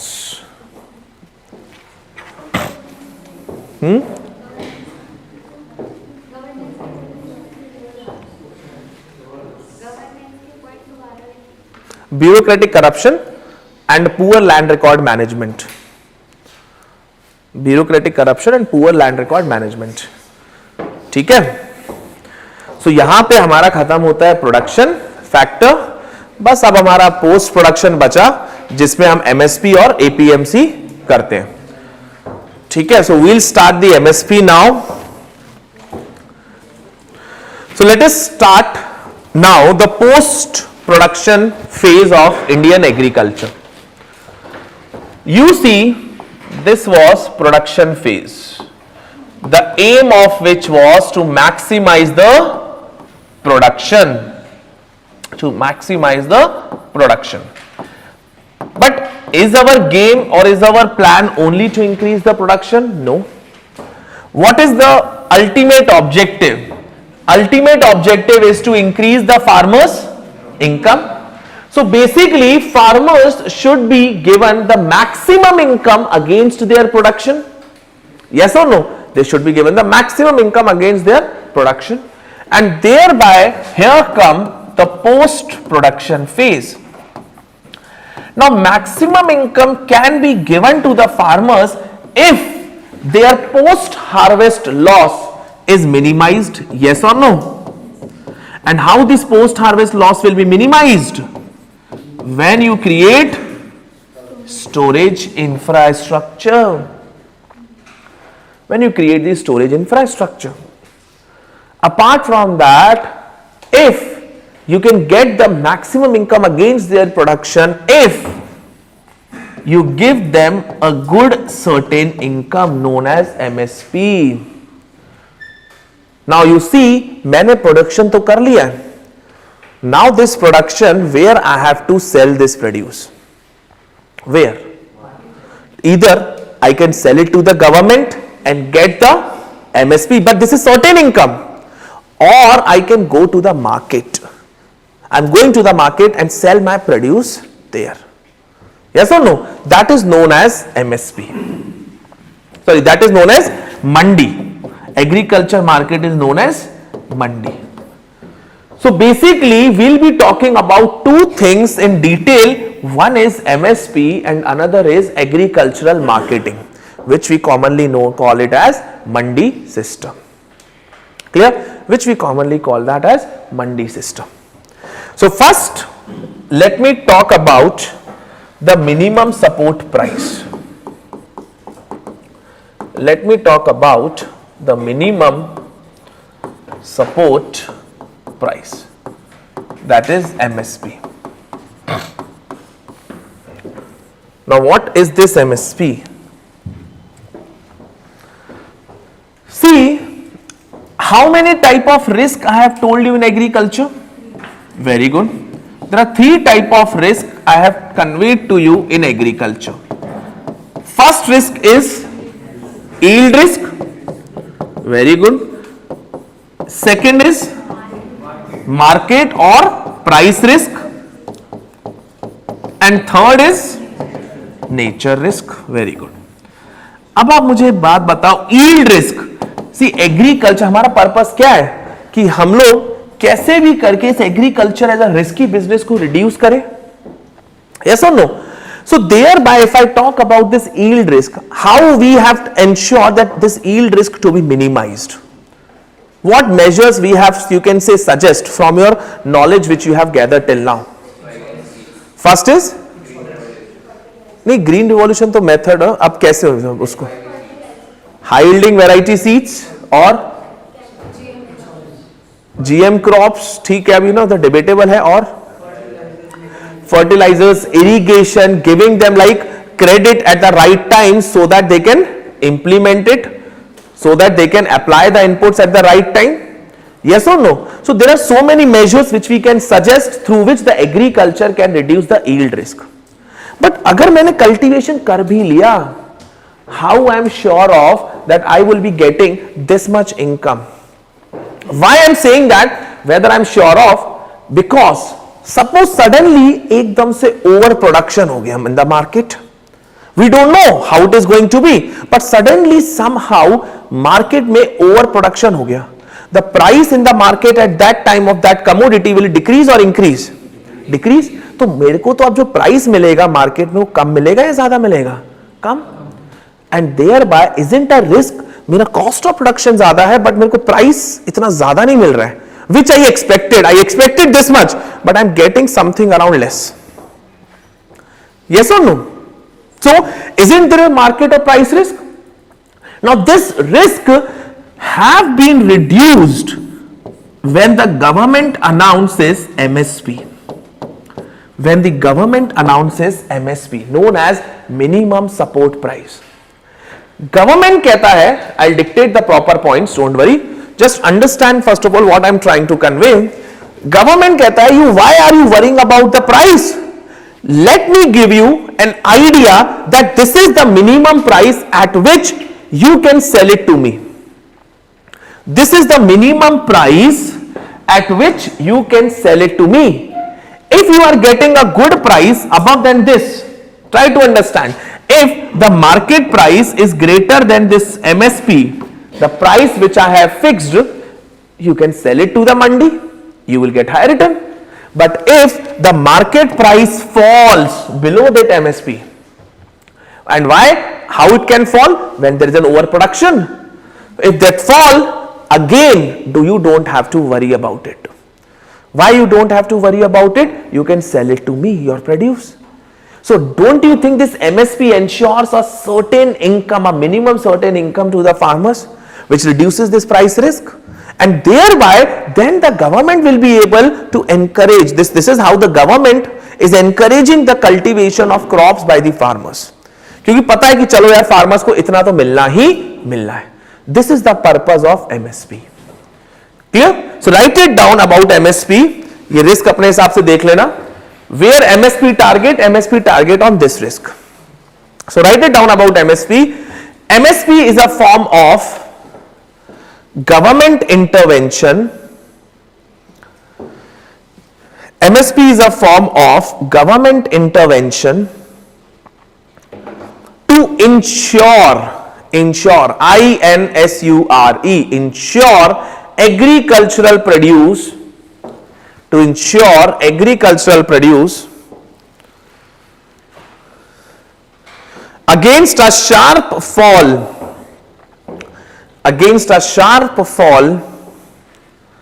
in the price of agricultural commodities, against a sharp fall in the prices of agricultural commodities. Next point, the rationale of MSP. Rationale of MSP, that why MSP is given, इसको आपको इस तरीके से लिखना है. We are applying the stakeholder approach here. On one hand we have farmers, second hand we have agriculture, third hand we are having government. तो पहले agriculture में लिखना या फार्मर्स में लिखना, that why MSP is given to the farmers. First sub point under the farmers, minimizing price risk. Minimizing price risk. Yes or no?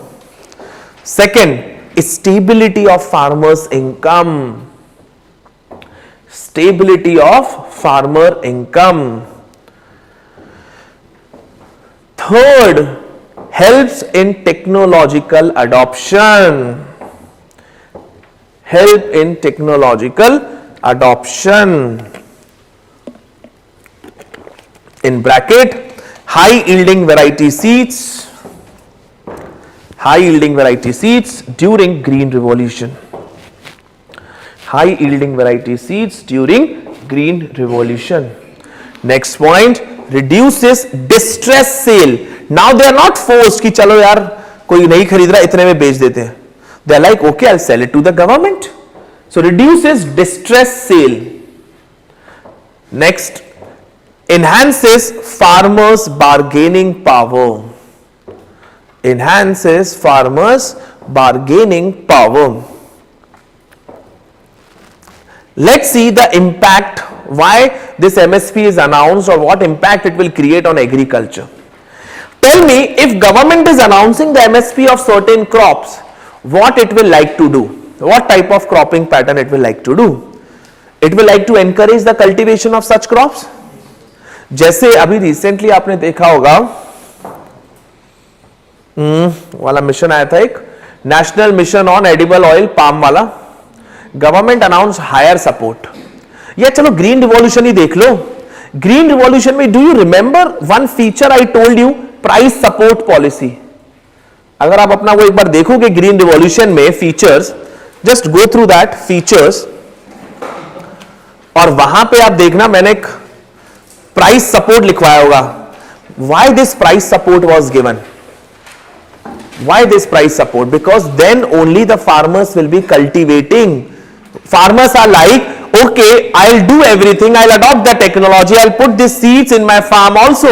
But what if yield gets reduced? What if yield gets reduced? Who is going to pay for me? So then farmers are like, okay, government says that, okay, I'll buy it, I'll give you the support. MSP policy actually started from that itself, from the Green Revolution period itself. क्योंकि price support जब तक आप नहीं दोगे तब तक why the cultivation of certain crops will happen. So MSP basically encourages the cultivation of certain crops in the region. And suppose if the government is looking for self sufficiency, तो government will give higher MSP for pulses oil seeds if they are looking for self sufficiency. So first agriculture में point लिखना, MSP incentivizes the cultivation of certain crops. MSP incentivizes the cultivation of certain crops. Next point, MSP helps in crop diversification. Crop diversification. Next point, achieving self-sufficiency. Achieving self-sufficiency. On the other hand, why government? What is the advantage for the government? देखो government अगर cereals ज्यादा produce होंगे तो government will be able to procure cereals and fulfil their commitment under national food security act. Yes और no? So वहीं पे आप government में लिखना, गवर्नमेंट में अचीविंग रीडिस्ट्रीब्यूशन और वेलफेयर ऑब्जेक्टिव्स. अचीविंग रीडिस्ट्रीब्यूशन और welfare objectives. Second, procurement of cereal or pulses.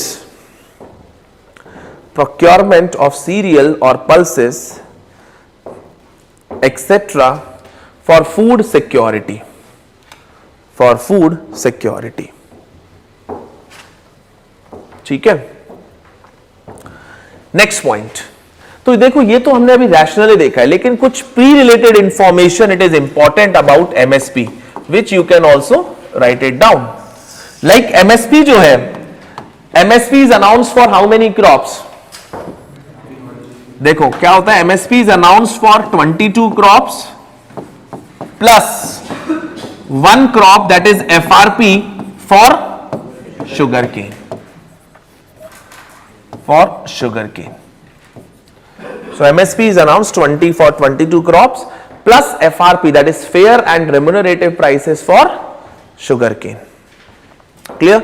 Now if I am talking about these total, these MSPs announced based on the recommendations of CACP, based on the recommendations of CACP, that is Commission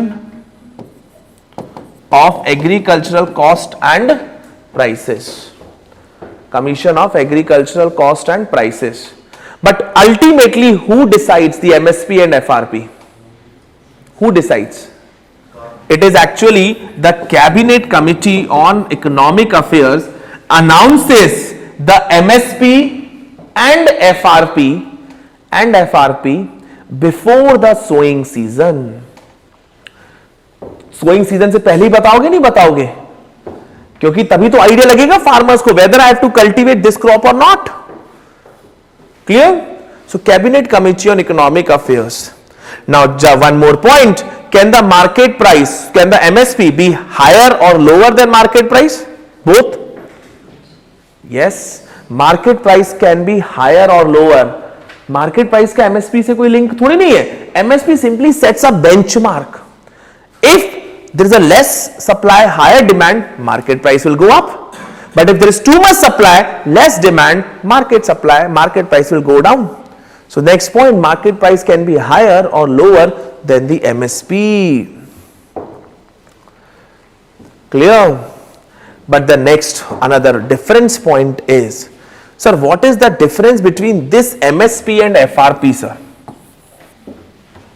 इस MSP और FRP में क्या difference है? The difference between MSP and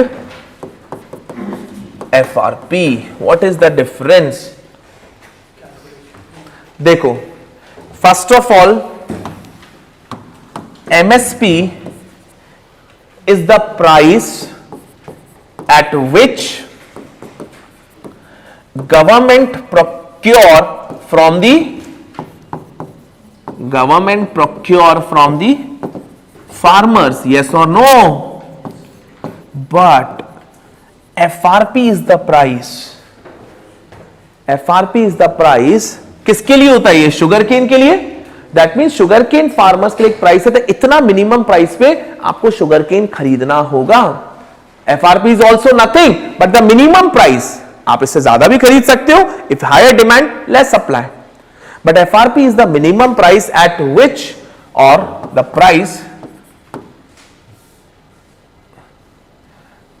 minimum price to be paid by the sugar mill owners to the sugarcane farmers. To be paid by the sugar mills to the sugarcane farmers. Yes or no? अब दोनों का working different समझ रहे हो? Government don't procure sugar cane. The price it is said that the sugar mills they have to give this much minimum price. Clear? So this is the minimum price set by the cabinet committee on economic affairs based on the recommendation of CACP. But there are various states which are key sugar cane producing states such as Maharashtra और UP. Yes और no? अब इसमें अगर आप देखोगे तो some states just to appease the sugar cane farmers they announce higher prices than FRP, which is commonly called as SAP, state advised price, which can be higher than FRP but not lower than FRP. आप समझ रहे हो? Can be higher but not lower. Not lower. This is SAP, state advised price, is announced by the state government, in bracket key sugarcane producing states, which can be higher but not lower. Definitely which can be higher but not lower. ठीक है? Now another major difference, second, MSP, is it defined like it's statutory mandated on the government? No. MSP is not statutory mandated. That means it is not mandated कि भैया government को MSP देना ही देना है. No, यही तो जो protest हुई थी, फार्मर प्रोटेस्ट, वो क्या था कि MSP को स्टैट्यूटरी बैकिंग दो. That okay, government will be giving this MSP continuously as a part under the particular act, but MSP is not as of now. On the other hand, FRP is statutorily backed. FRP is statutorily backed. In bracket आप लिख सकते हो sugar cane control order 1966. Sugar cane control order 1966, 66 ही है ना, हाँ 66, passed under the Essential Commodities Act, passed under the Essential Commodities Act 1955. तो दोनों में ये सेकंड मेजर डिफरेंस है. एक के पास स्टैट्यूटरी बैकिंग है और एक के पास नहीं है. Clear?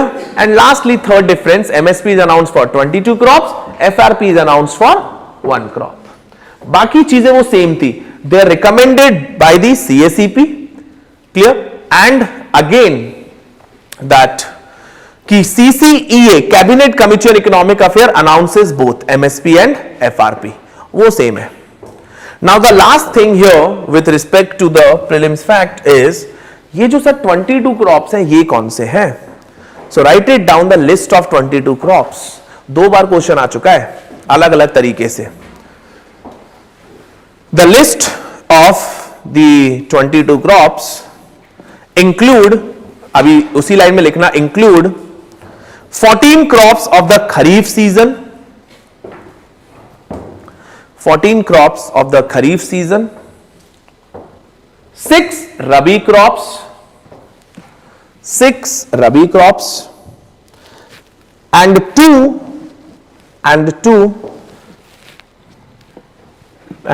other commercial crops, and 2 other commercial crops. Full stop. Full stop.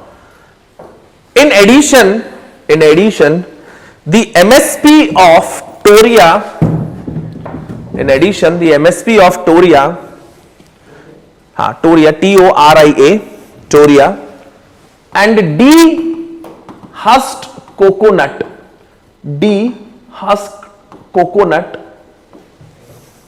dehusked coconut are fixed. The MSP of Toria and dehusked coconut are fixed on the basis of the MSPs of rapeseed slash mustard, rapeseed RAPESEED, rapeseed slash mustard, and copra respectively.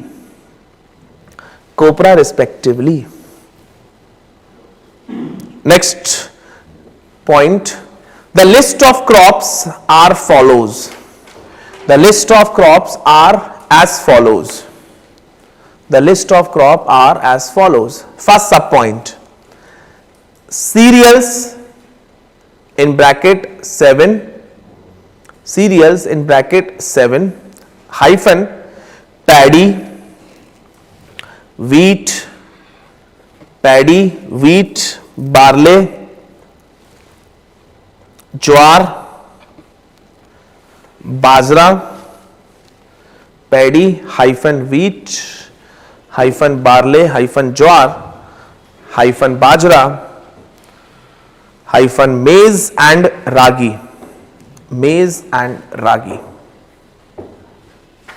Next pulses in bracket 5 hyphen में लिख देना ग्राम, अरहर slash तूर, दोनों में से जो भी लिखो, arhar slash toor, comma moong, comma urad, urad, comma lentil, lentil.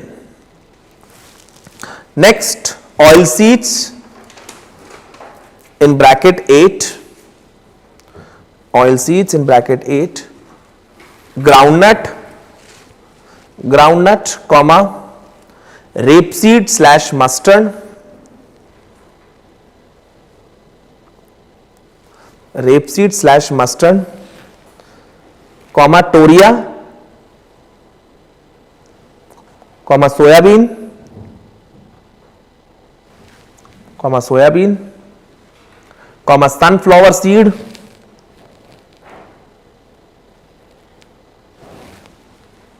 comma sesamum, sesamum, sesamum, sesamum, sesamum, comma safflower seed, saff, safflower, safflower seed, and Niger seed। Last year niger seed में आया था, एंड नाइजर सीड। नेक्स्ट सब पॉइंट रॉ कॉटन, नेक्स्ट सब point raw cotton, next सब point raw jute, next कोपरा, next D हस्ट coconut, D हस्ट coconut, dehusked coconut। ठीक है, so this is all about the MSP